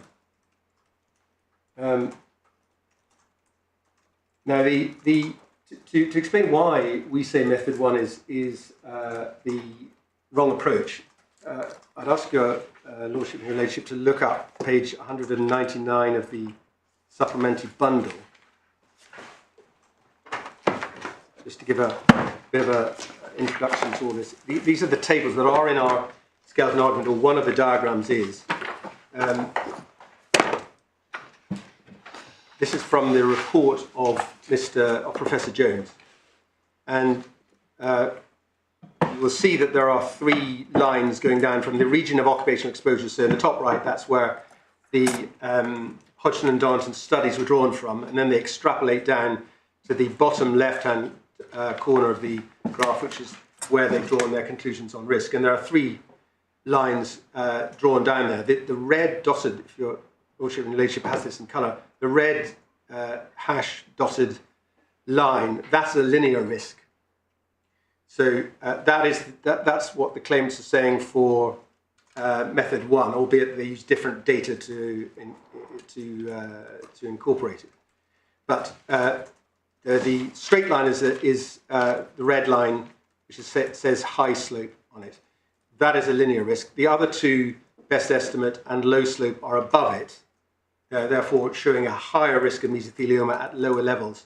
And those are not linear, those are non-linear. So if one goes over the page to page 200, one can see that when it's then drawn on a logarithmic scale, one can determine that the linear risk, which is the bottom line, is actually the least risky at lower exposure levels than either the best estimate, which was the one that was adopted by the judge, which is the blue one in the middle, or the highest arguable, which is the green curve at the or slope at the top. So that's why in the paragraph above that, Professor Jones says that the Hodgson and Darnton extrapolation actually produces greater risks than for linear exposure assumptions. So when my friend says it's the default option that he's going for, actually when Hodgson and Darnton have looked at it, they've said it's actually more risky at lower doses if you adopt a non-linear approach. But originally, I think Professor Norrie had some difficulty with that, but eventually accepted evidence that it was a non-linear approach. So when a friend adheres to linearity, it doesn't actually present him, we would submit, with either the right answer or the most advantageous answer for him. So that's the question of linearity. But so going back then to method 1 on page 48, the first obvious objection which we've raised in our skeleton argument is that there is no consideration, as there is with method 2 and method 3, as to what the fibre type is. So all that's happened in method 1 is that they take a fibre dose of 0.0015 and assume it's just a fibre, and then they compare it with the environmental dose of 0.046, which is just taken as a monolithic type of fibre, and that's all they do. And the way in which a friend has sought to deal with that criticism is to say, well, the uncertainties are so well known between how you ascribe relative risks between chrysidolite, blue asbestos, amazite, brown asbestos, and chrysotile, white asbestos, that you really can't do anything. And it's just unsafe. And his dismissal of the difference between the fibre potency, I didn't understand, but given the evidence of the epidemiologists in their joint report. So, Lord and Lady, if one looks at page 212 of the supplementary bundle,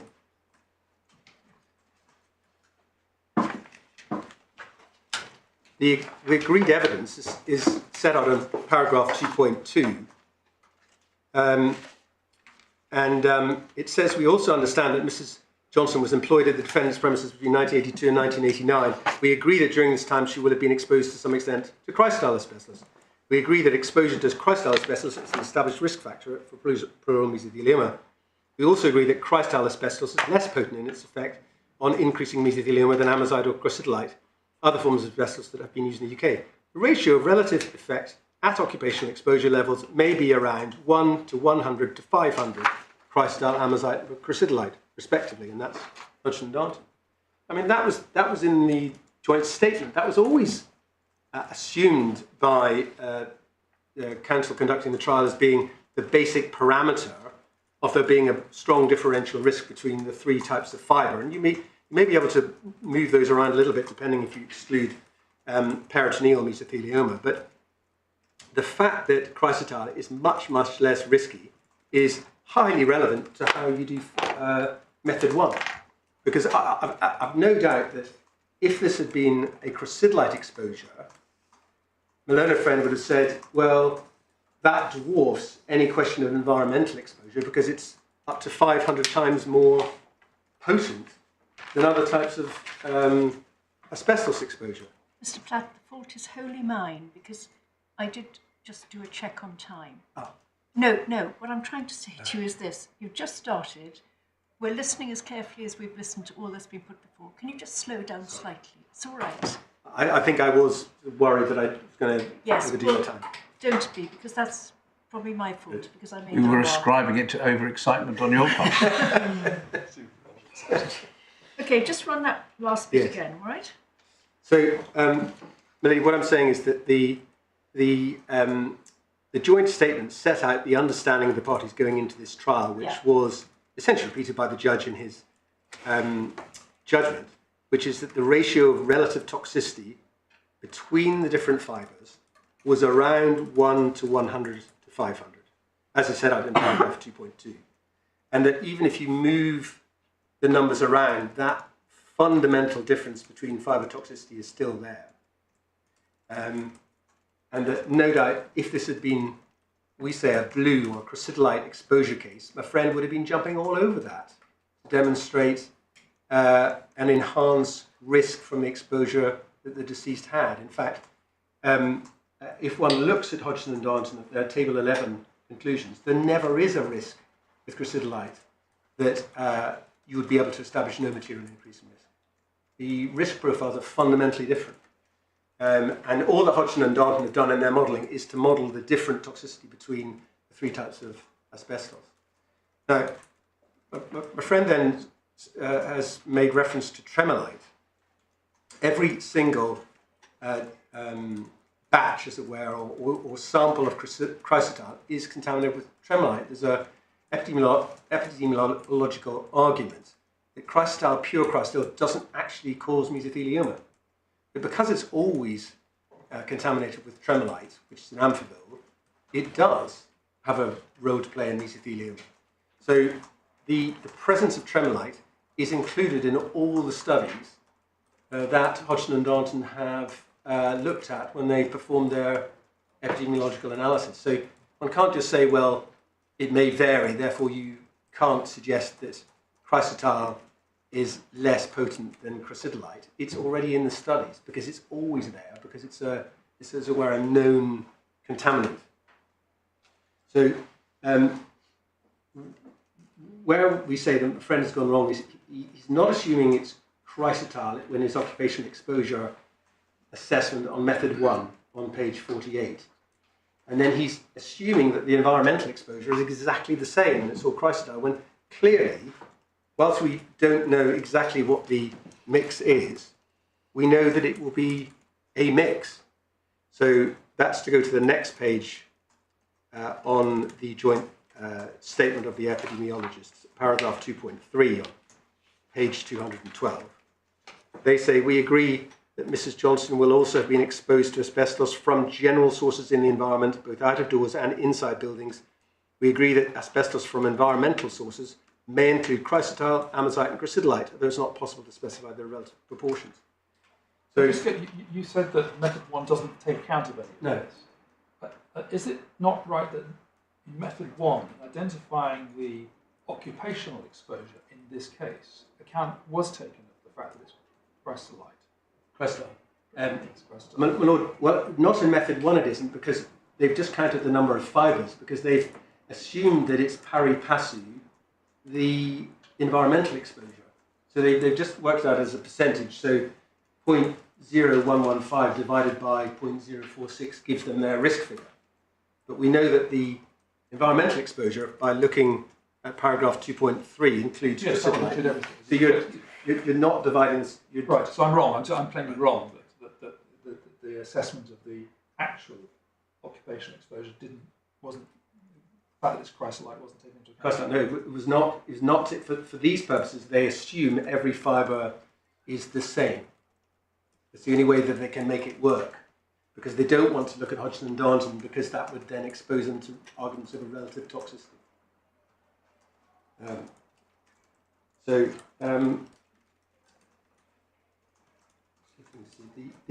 A couple of references on this, just from the evidence then, to reinforce the point that the fibre type is important, not just from the joint statement, which one would have thought would be determinants of it, but also if one looks at the transcript, page 267, which is the cross-examination of Mr. Norrie on day 3.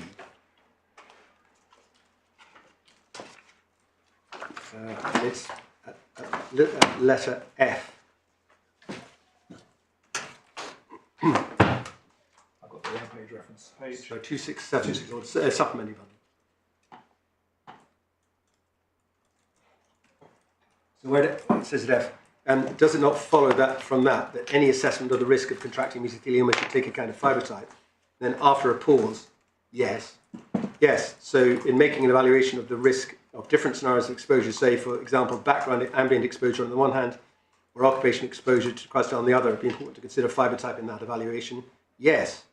I mean, I think naively going into it, and this was written on the basis of the initial reports, it'd be important to consider fibre type in both occupational and environmental. It seemed to me at the time of writing that it was common ground that the putative exposure or post-exposure was likely to be exclusively crystalline.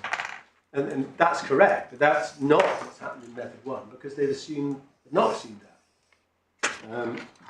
Which may be why the details of method 1 were never, we can't see any evidence they was put to Professor Norrie because it doesn't accord with his evidence. So not only is that they've assumed linearity, fibre types a role, then method 1 also excludes, it assumes there is no idiopathic risk. We've just taken that out. Sorry, say that again. There's no idiopathic risk. So that the incidence of idiopathic mesothelioma is entirely absent from this model, which of course it's present in method 2 because Peter includes that risk. And we did make this point in the Skeleton argument. I haven't had a response. Doubtless we may have it in a friend's reply. But why is idiopathic risk excluded from their calculations? Particularly as the evidence is quite clear that there is an idiopathic risk. So if one looks at the joint statement of the medical experts,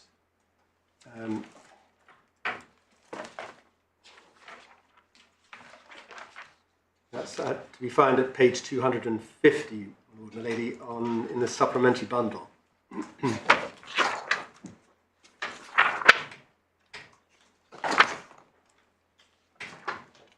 At paragraph 6, they say, we are agreed that there are cases of mesothelioma which would have occurred in any case, even if asbestos had never been imported into this country. That's the idiopathic risk. And then over the page, we are further agreed that all members of the population in this country are exposed to low levels of asbestos in consequence of its presence in the ambient air which we're all breathing. Accordingly, they agree, in addition to the genuinely spontaneous cases of mesothelioma, there are further cases which occur in consequence of that background ambient exposure to asbestos. So it's quite clear that the medical evidence establishes, as does the epidemiological evidence, which we'll come to in a moment, that there is an idiopathic risk. And it's excluded from method 1 because, it doesn't work.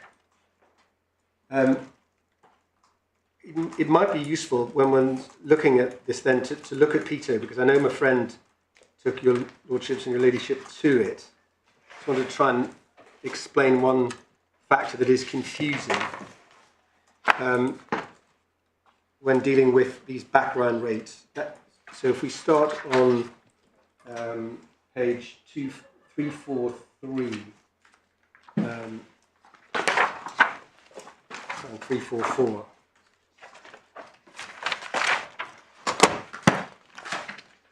344 is probably the best, easiest way to look at it.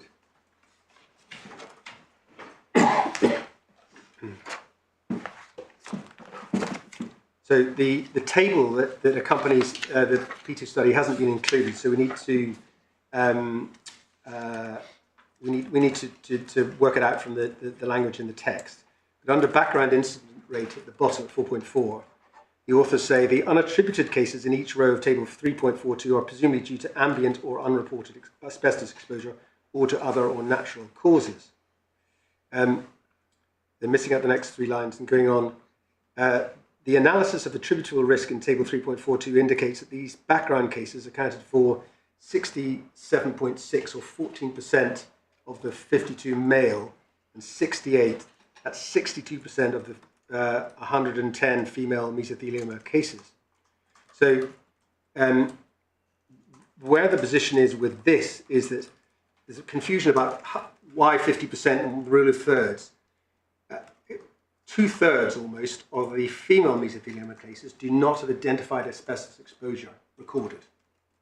So that leaves, of the 2/3, then if you divide the 2/3 into thirds. This is where you get the rule of thirds. You say a third of that 2/3 is actually asbestos from work, and we didn't realise that. A third of it is to do with ambient exposure because we're walking around the streets and being exposed in buildings or wherever. And a third is idiopathic. So you're dividing up. That's why there's a confusion over the 50% that was being suggested. You're dividing the remaining 2/3 into thirds, if that makes sense. So you can get, so if you've got, that will then leave you with about half, if you assume it's divided equally into thirds, as half of the total as being down to non-asbestos exposure at work. And part of that calculation also arises from that figure that my friend has mentioned, that's in the second paragraph on the next page at 345, where the authors say, this unexplained rate accounts for almost 2/3 of our female cases. So the threefold increase since 1970 in the overall British female death rate below 65 implies at least a doubling of this background rate. Most of this increase has occurred in the last 10 years, so it seems likely to be due to an increase in ambient asbestos exposure that coincided with the widespread occupational exposure of the 1960s and 70s, rather than to an increase in diagnostic awareness. And jumping down 3 lines, these observations suggest that at most a third of all mesotheliomas currently occurring in British women are generally spontaneous cases, unrelated to asbestos exposure, far lower than the 62% that are unexplained in our study. So, but the comment there, so that's at most a third of all mesotheliomas. So that figure is taken from the 100%, whereas the 2/3 unexplained, as it were, leaves a third that are explained. So they're talking about a third at most being idiopathic, but a third of the total cohort of that 1,000, 1 in 1,000, that aren't attributable to asbestos exposure at work. So this is why the evidence is confusing. And I have to say, I repeat it to myself, and then I fail to understand it again. Yeah. Can I just check if I've got it? Yeah. So at page 344, 62% of the female cohort were attributable to background cases. No, 62% are unexplained. So we don't know. So we know that a third essentially say... It says these background cases accounted for 68 or 62% of the 110 females. They do, because when they're interviewed, the people say, or the subjects say, I don't remember being exposed at work. They're unexplained. And they've used the terminology there that they're background, but they're not truly background, because some of them will have been exposed and not realised it, of this 62%. Some of them will be idiopathic, and some of them will be ambient, because they've been out and about outside and inside hospitals. And so the other 38%, those are explained. Those are explained. I see. So there's a natural link with it, well, so far as it can be proved. Yeah. And then, because we're comparing apples with pears, the authors say at most 30% of the total 100% are idiopathic. So they're not, that 30% doesn't appear as 30% of the 62%, it's of the 100%. And this is where you get the difficulty and the confusion, I think, in the evidence. And some of the, I think Mr. Swoboda my friend may have been slightly confused as to what Dr. McGillen was saying. Right. So I think where I was confused, I thought I heard you say you divide that 2/3 into 2, but in fact you divide it into 3. You divide it into 3. Sorry, if I did say so. I may have misheard. I was incorrect on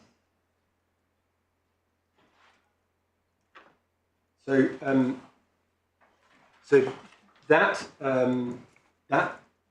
So really where I'm coming from in citing Peter, as well as reinforcing the submissions we'd make on ground 2, is also to say you cannot ignore the idiopathic risk, because it's clearly there in this important work of epidemiology, and yet they have done that in method 1 for reasons that are not explained.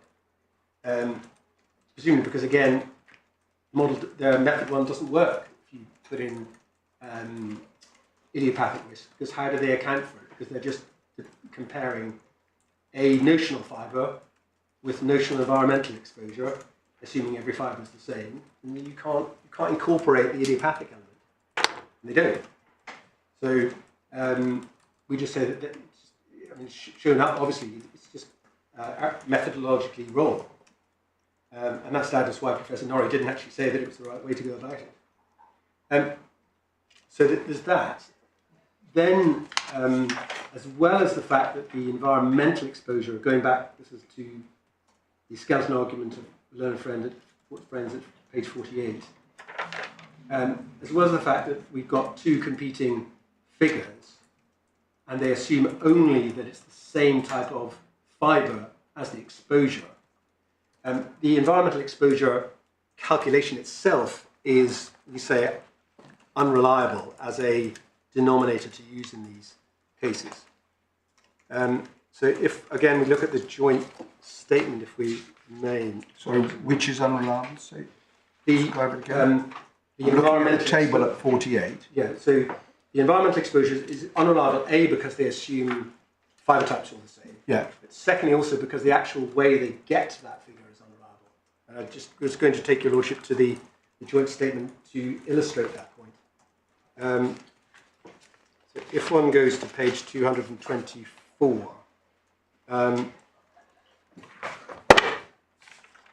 this is slide 223 just to set this up. This is where Mrs. Johnston's environmental exposure, which for some reason Mrs. Fawcett calls it the counterfactual. This is her background rate. This is where the experts discuss what her environmental exposure would have been and was. And there's then a debate about how you calculate 500 million years. Now, Professor Norrie here got this wrong because he was unaware of how you work out a 500 million year and the fact that it's different occupationally as it is from in residence. Because obviously the number of hours we are alive and in buildings is different from when occupational exposure occurs. And then he says, going over the page 224 at 5.7, if a different approach to calculating cumulative exposure of 5 million years is standard, and perhaps such an approach is reserved knowledge for occupational epidemiologists, to which I've put one of my things, exclamation mark, clearly claiming he isn't one of those, it would usually be expected that the basis of the calculations was set out clearly to avoid confusion.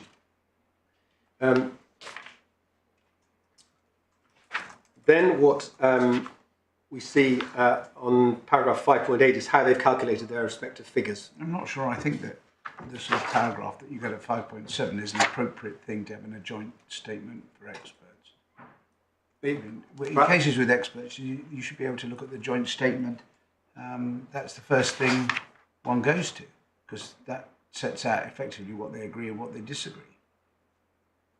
Well, my lord, I'm not sure I completely understand 5.7, but it looks a bit sort of too clever by half. I don't know who wrote it, but what if I think it's essentially Professor Norrie saying, I've worked it out on a different basis initially than you have, Professor Jones, and you occupational epidemiologists seem to do it a different way. Yeah. Okay. Anyway, there it is. Yeah. So then, considerable disagreement at 5.8 between Norrie and Jones on the estimation of the non-occupational exposure experienced by Mrs. Johnson.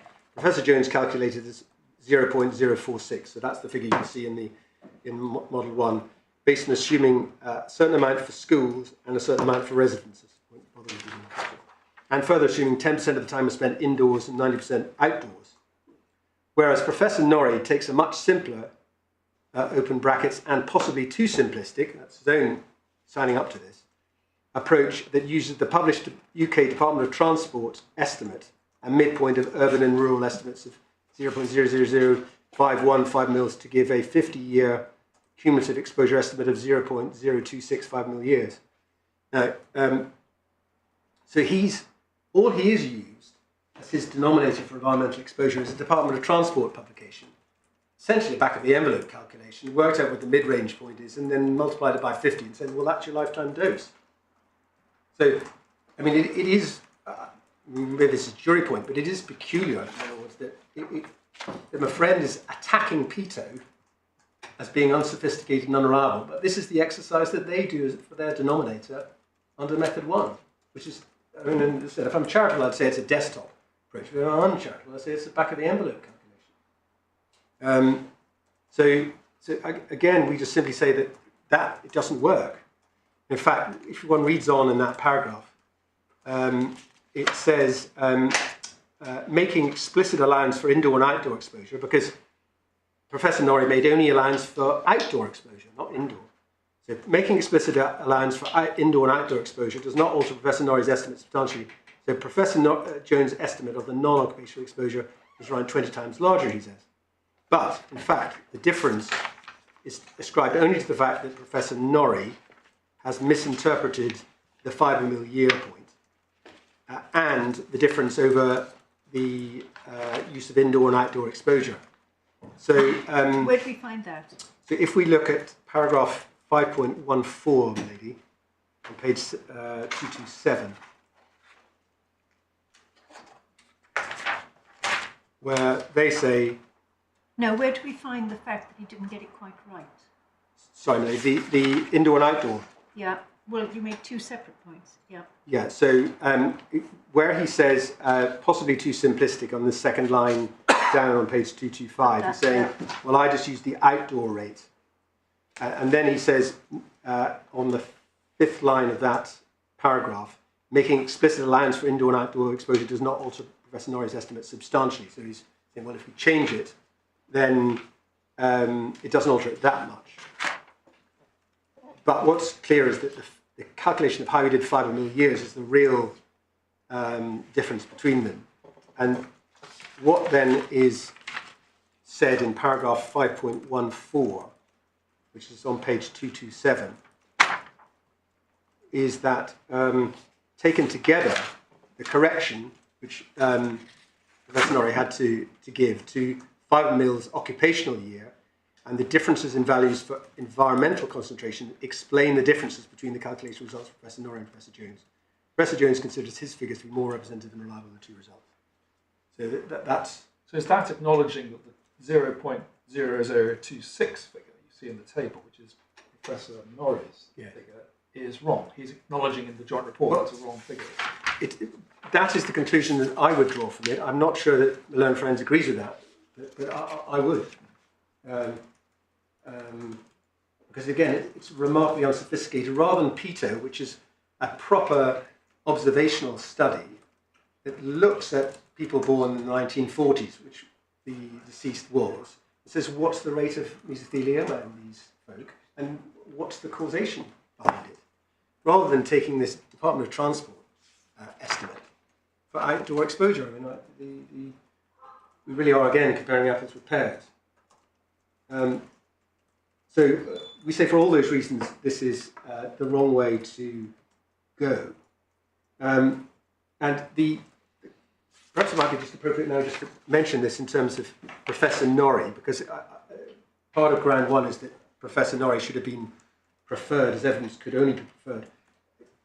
These sorts of concessions that one can see in the joint statement were clearly picked up by the trial judge. This was Professor Norrie's first foray into asbestos litigation, as we know from the judgment. But there are other elements one can see where he's admitted to not getting things right. So again, in the same document, the joint statement, if one looks at page 215,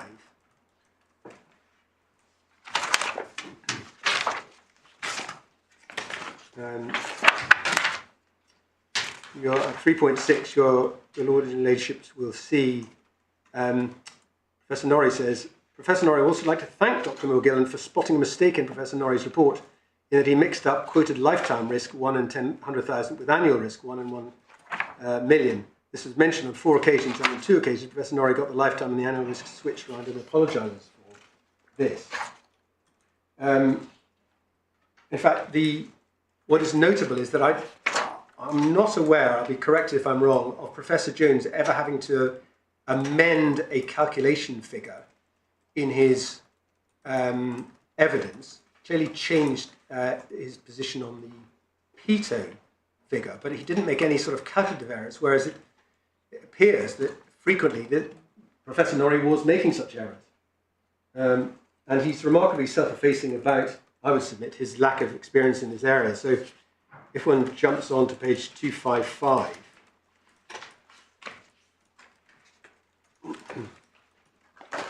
and looks at his examination in chief on day 3.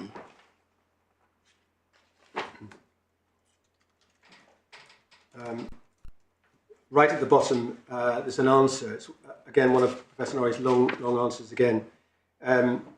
He says, well, I mean, a further, and what looks like to be a very important assumption is the actual makeup of the asbestos. And from the paper, and so to my reading kind of non-specialist lay terms, there are 3 types, and they, according to Hodgson and Darnton, have very different levels of toxicity. And then he says in the, calls Hodgson and Darnton's seminal paper at G, but then just to speed up to go to the bottom, the last 4 lines. So he says, so that was what the first assumption behind quantifying the exposure was, that we at some point would need to tease out what putative fibre was in the breaks. And it appeared again to my non-specialist eye, reading the submissions and literature, that the assumption was the most occupational exposure would be the least toxic. So again, I mean, he's admitting a lack of experience in asbestos litigation. And finally, he does admit on page 271, again, this is his cross-examination, B, can I just try and put some context on the paper if I can, and be so fully aware that you're essentially a medical biostatistician. You've never practiced occupational epidemiology, have you? No. And would you accept as a matter of general statement the 2 disciplines are not entirely aligned in terms of undertaking studies of this nature? I couldn't comment on that. As you say, I am, you cannot comment. Not an occupational epidemiologist. And I think that may well be why the learned judge suggested there was a degree of complementarity between the 2 of them, because one was a statistician, but clearly was not an occupational epidemiologist, which is what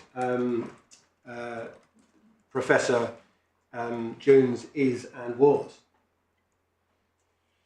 So for all those reasons, we say, going back to the table on page 48, that method 1 is fundamentally unsound, wasn't actually advocated by Professor Norrie at any stage.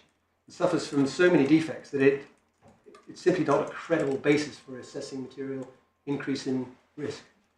And yet was thought or held to be just that by the Supreme Court 13 years ago. Is that right? No, my lord, that's not what happened in Sienkiewicz. In fact, the methodology that was used in Sienkiewicz is rather opaque.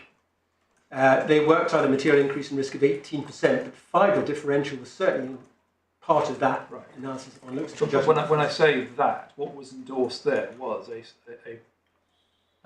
exposure, increase in exposure equals increase in risk. Yes. That was the basic proposition. And it was 18% in Sienkiewicz, which clearly is a much greater figure than we're looking at, even on the claimant's best case, I would submit, in this case, which is 3%.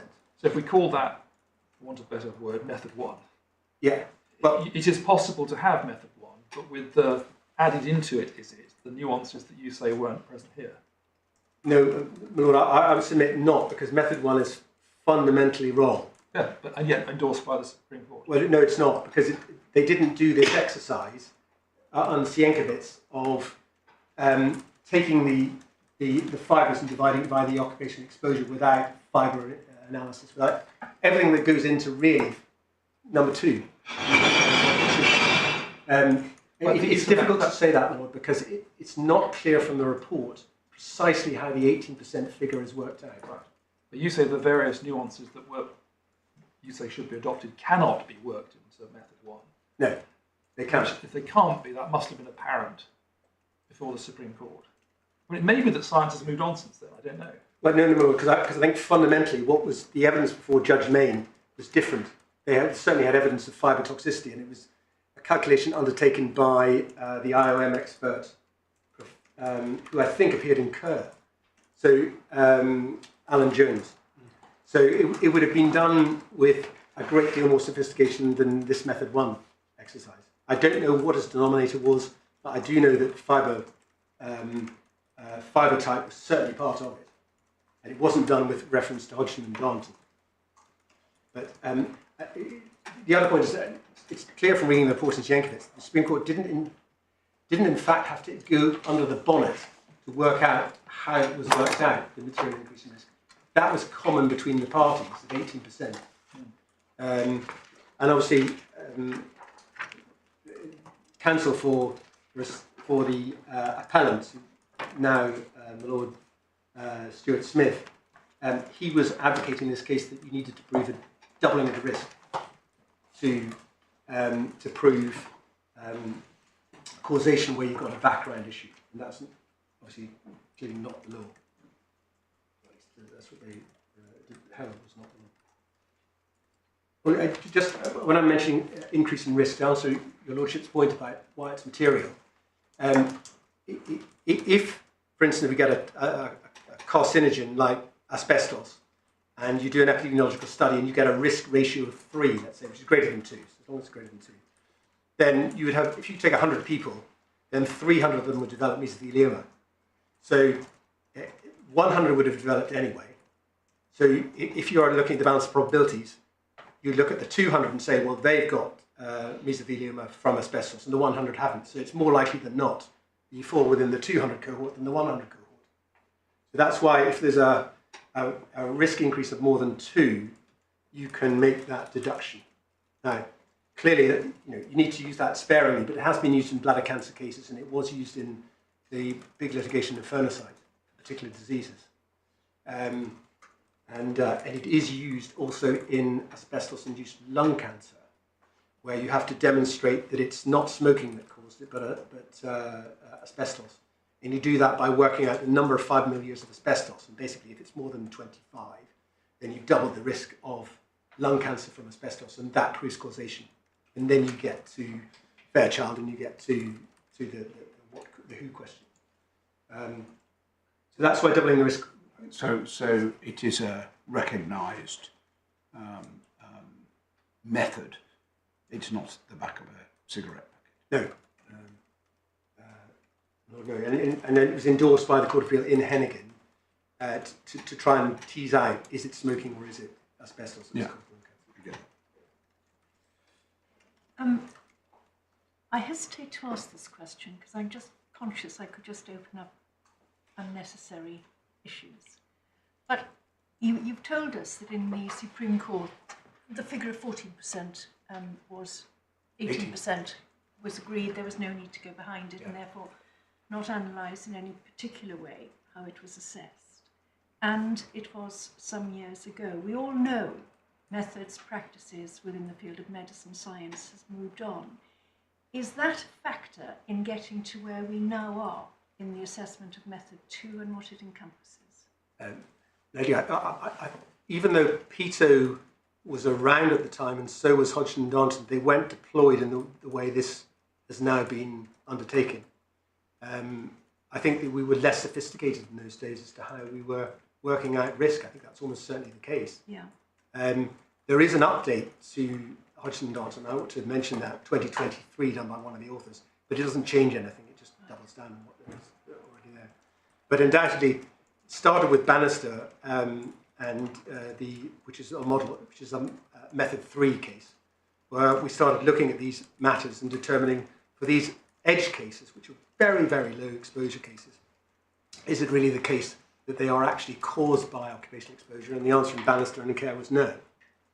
And so I think certainly it's moved on from where we were before. One of the points in our skeleton argument in Sienkiewicz is that the medical evidence was never used to demonstrate no material increase in risk. So in Sienkiewicz, it's purely a relative risk exercise. It's saying 18%, is that material or is it not? But actually, in Bannister and in here, we've John Moore-Gillen saying, I don't think that's material. And that's a medical viewpoint, medical conclusion, which we say distinguishes it from Sienkiewicz, which is just a question of statistics at heart.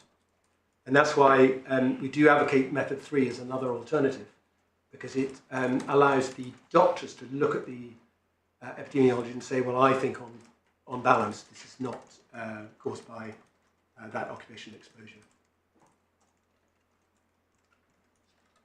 So I was then going to look at method 2 and look at Hodgson and Darnton. I will try and zoom through Hodgson and Darnton very quickly, but I did think, given that it's been mentioned, that it was important that we look at it. First of all, just to set up, because it's easier in table form, on page 200. 200 of the supplementary. The supplementary bundle. To go back to that graph we looked at. Yeah. What Hodgson and Darnton did was it looked at the high exposure cohorts, and then it worked out what are these are called slopes, which are the R value of any particular increase in risk at particular doses, and it's sought to model the existing cohorts on those slopes, and that's how they worked out the tables that we look at. We look at table 11. So it's easier to look at, in that diagrammatic form, and the slope that one can see is the best estimate slope, which is in blue. That's got an R value, and R determines the slope of the curve. That's got an R value of 0.75, as I said, whereas the red value, which is what method 1 would use, the linear value, is a less risky approach. So it demonstrates less risk at low levels, and that's the red one. So that's essentially what the authors were up to. If we just look at Hodgson and Darnton, that's in tab 25.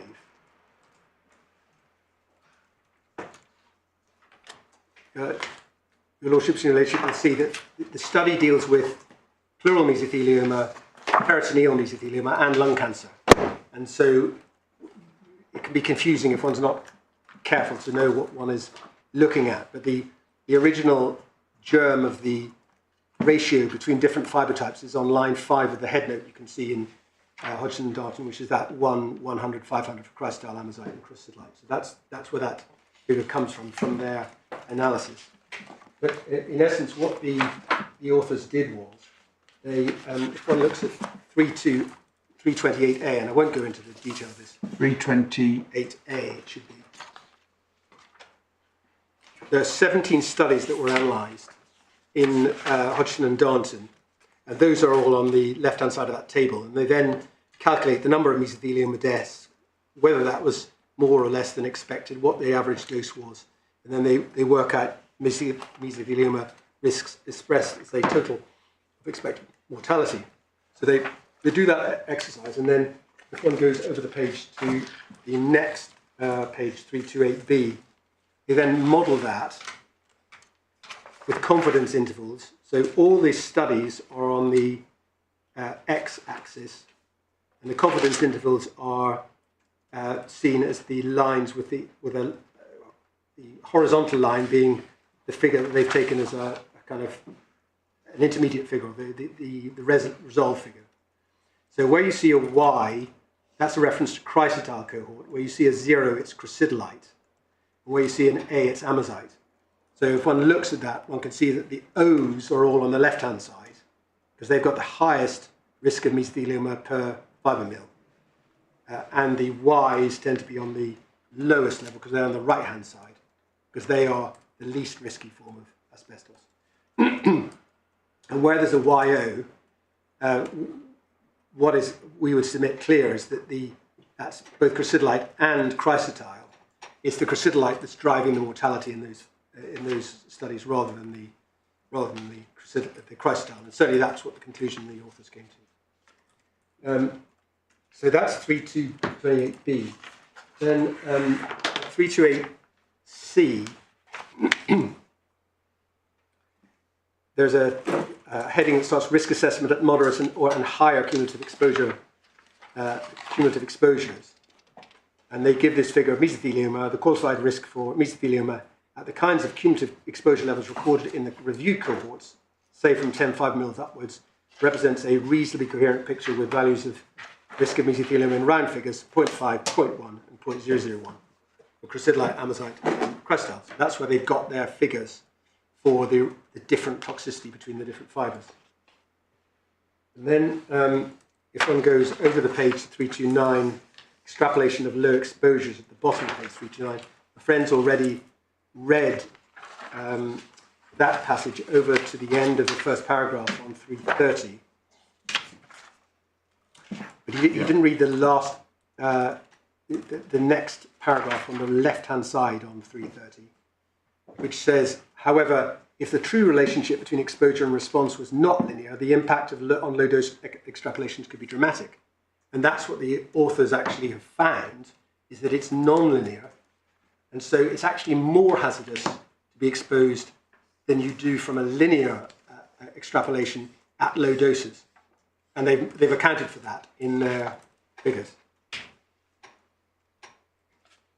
So then what they do is, my lords and my lady, they engage in an exercise. We can see a lot of slopes on page 330A and 330B. We try and work out what's the best fit for the R value, the curvature of the slope, by doing a form of interrogation of the various studies. And on page 330B, you'll see on the left-hand side, under figure 6, just above the heading peritoneal mesothelioma and cumulative exposure, there is the sentence, the best fitting common slope is 0.75. Using deviance differences to construct a 95% confidence limits for the common slope gives an estimate upper and lower limits of 0.27 and 1.3. So what they've done is, when we look at the higher estimate, lower estimate, and best fit, they've used 0.75 as the R value for the best estimate, and then they've given a kind of a differential risk assessment depending on where one takes the upper and the lower figures, and that's why you see 3 lines rather than just 1. So then if we go on to page 330C. Mr. Pratt, if that was a convenient moment, you'll probably say it isn't, but no, but I'm more than happy. If you're happy to pause there, and then we'll come back at 10 o'clock tomorrow morning. All right? Thank you very much.